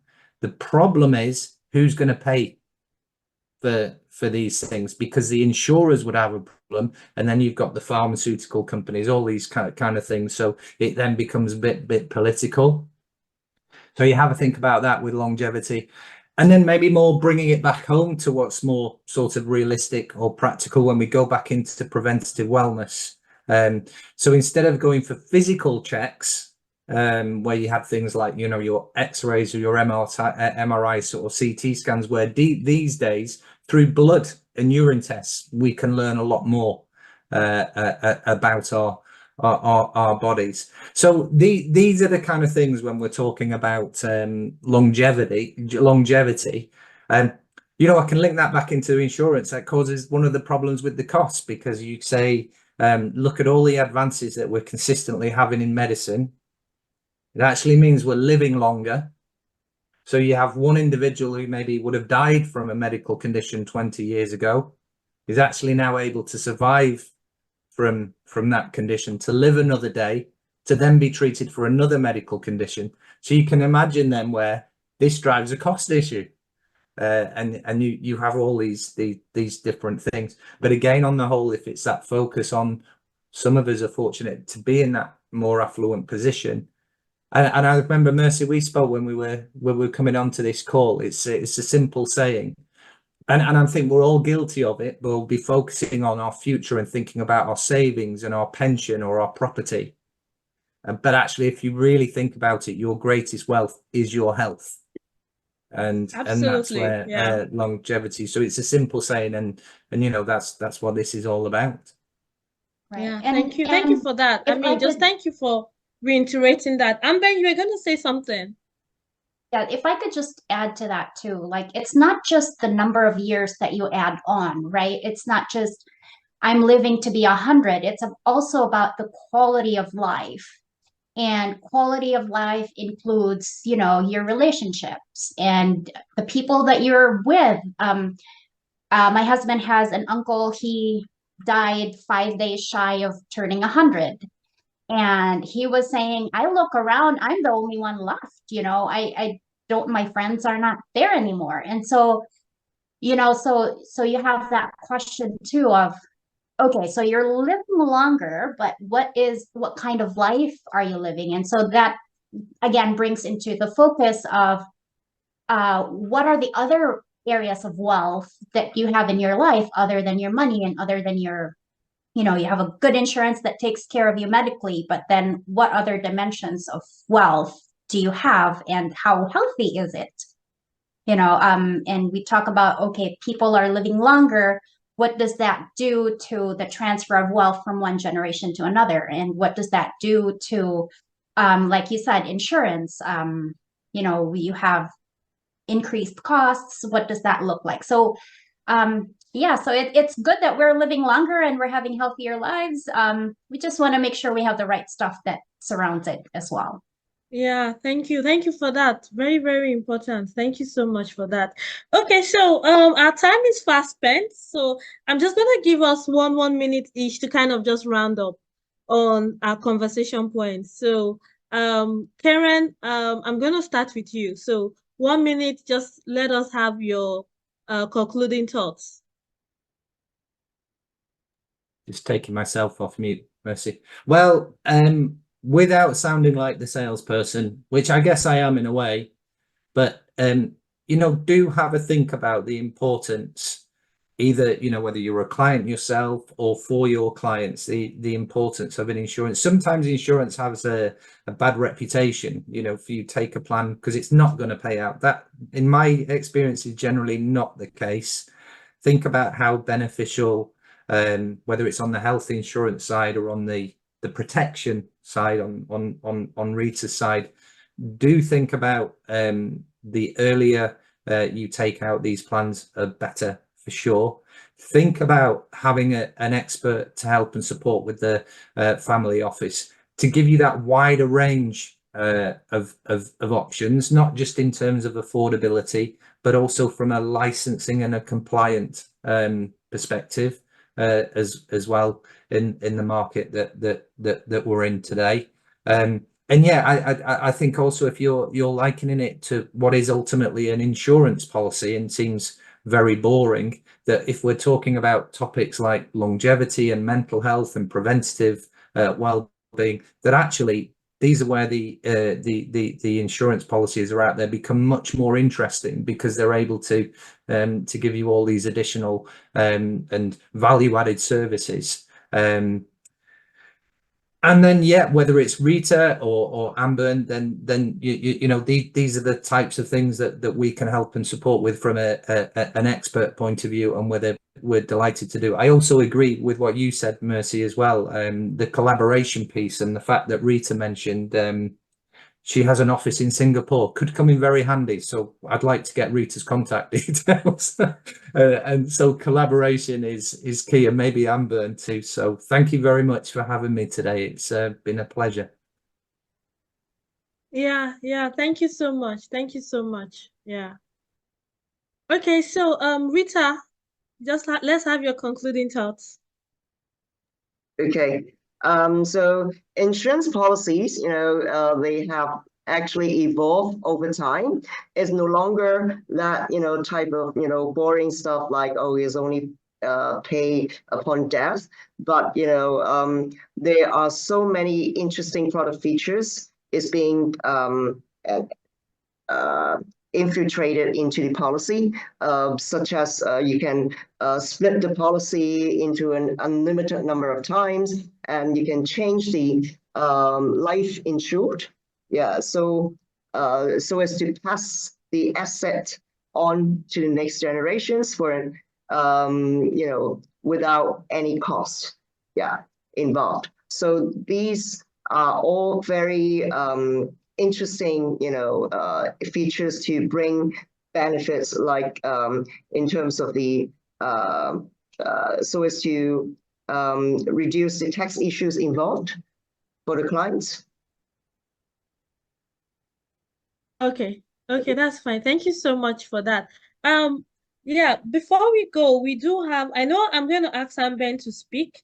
So maybe Anbern, you could answer this question.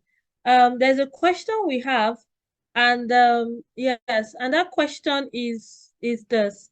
We received the question. He said, what practical tips can one use to persuade a daughter or son to follow unconventional wealth path? So I wasn't very clear on what the unconventional wealth path is, but I don't know whether we have the person that dropped the question, Chidozie Uzoma. I don't know whether if we have Chidozie with us. Chidozie should please just unmute and join us and ask the question. But Anbern, to answer the question is, what practical tips can one use to persuade a daughter or son to follow unconventional wealth paths?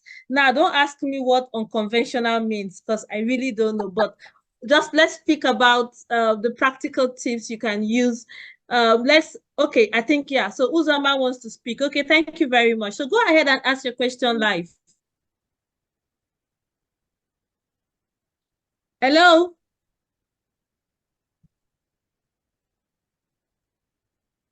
Hello, Uzama, are you with us?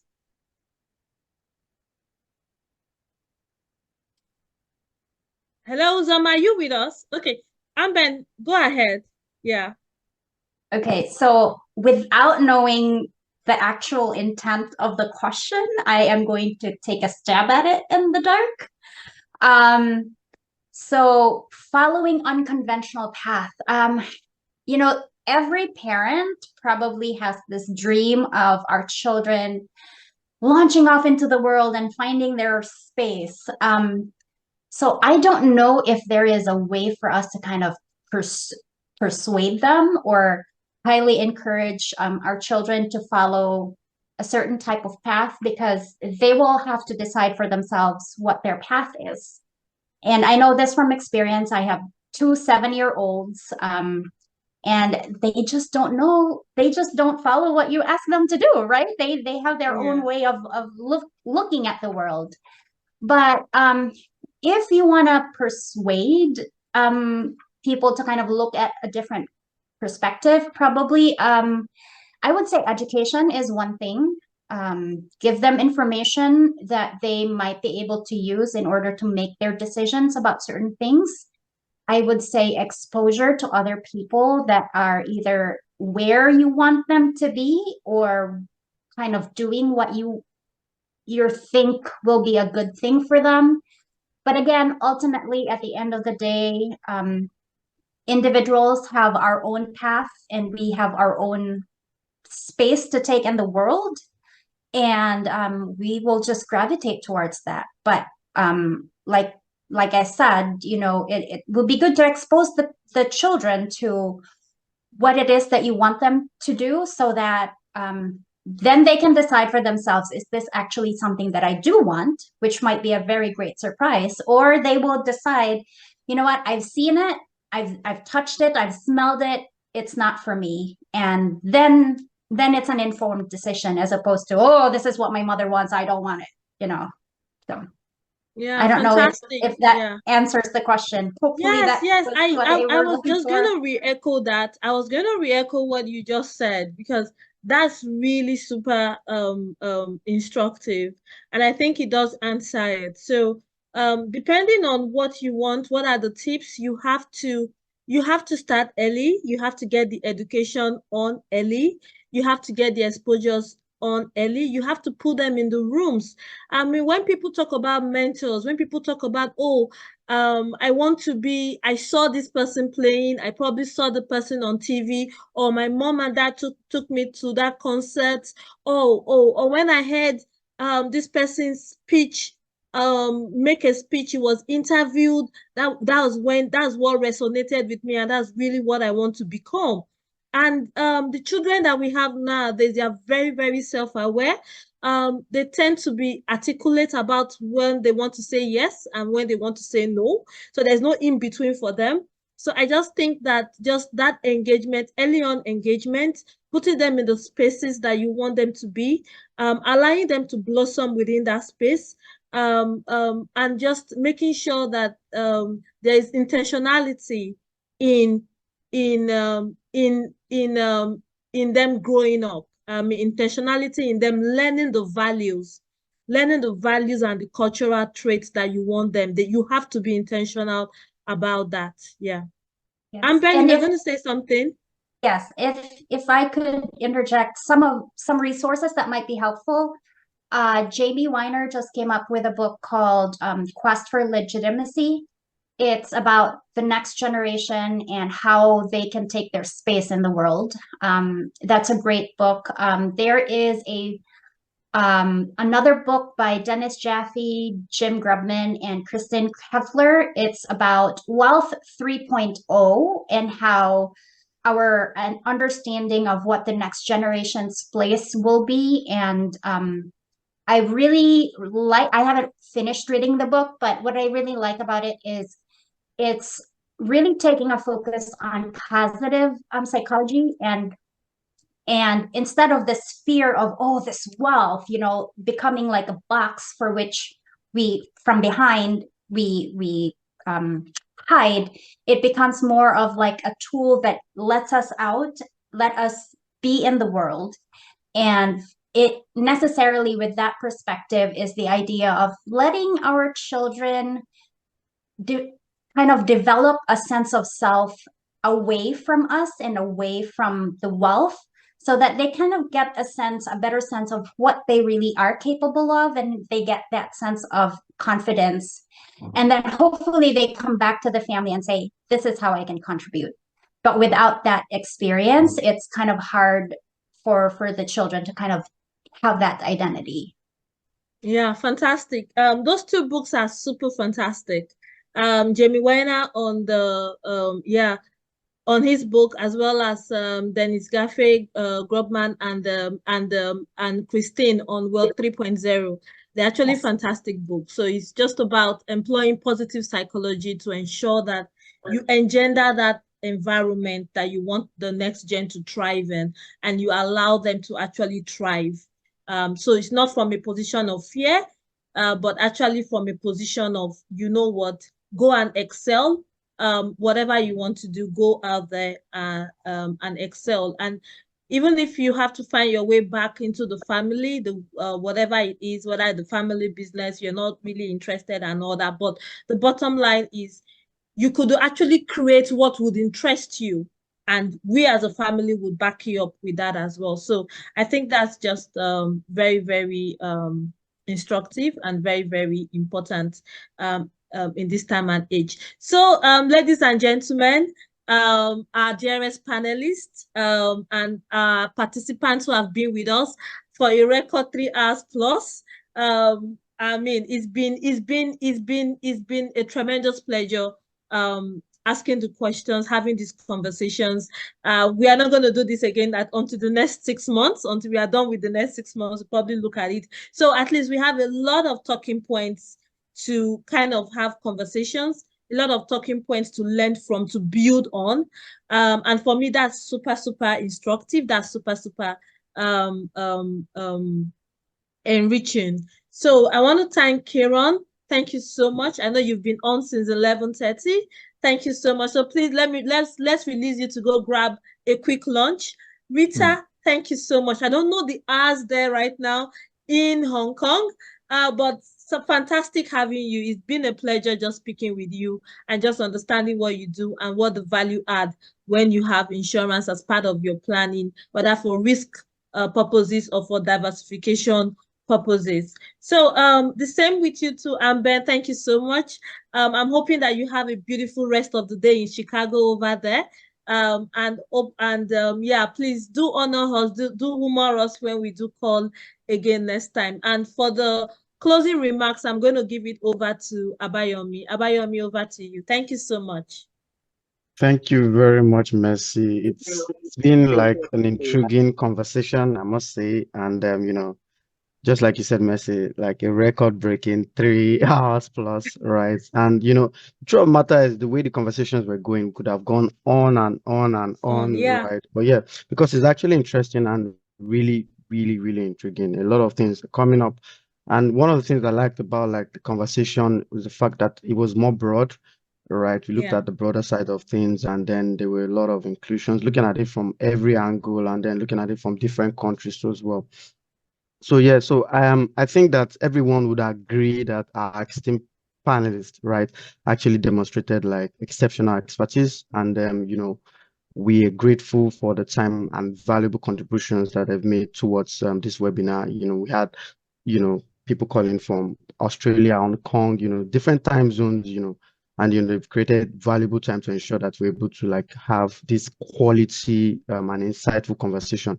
I must say that it's indeed been an honor, you know, to have them join us today. So a special thanks to Fiduciary Services Limited and Mercy, yourself, right, for organizing this event. You know, I must say that, you know, your expertise, your contribution has actually also been commendable alongside also those that have been in the panel too as well. So all our attendees, you know, thank you for your participation. We hope that today's knowledge actually inspires you in pursuing excellent wealth management services. I would implore you to stay connected to more engaging conversations. And for everyone that actually did register, we'll send a link on where they could actually download and just watch this again as a way to just, you know, get more insightful thoughts on the conversations. For those that were unable to actually join, you get a link to download today's conversation. The next edition actually awaits, and we look forward to your valued presence once again. So take care, stay curious, and follow us on our social media pages. Thank you, everyone, and goodbye. Bye. Yeah, thank you. Thank you, Kieran. Thank you, Rita. Right. Thank you. you, Ben. Yeah, Good night. fantastic. Thank you so much. Thank you so much. Yeah. Thank you. Thank you, Thank you. Abayomi. Yeah, thank you Take so care, much. everybody. Take care. Thank you, Yeah, everyone. bye. Yeah. Yeah, thank Bye. you. Yeah.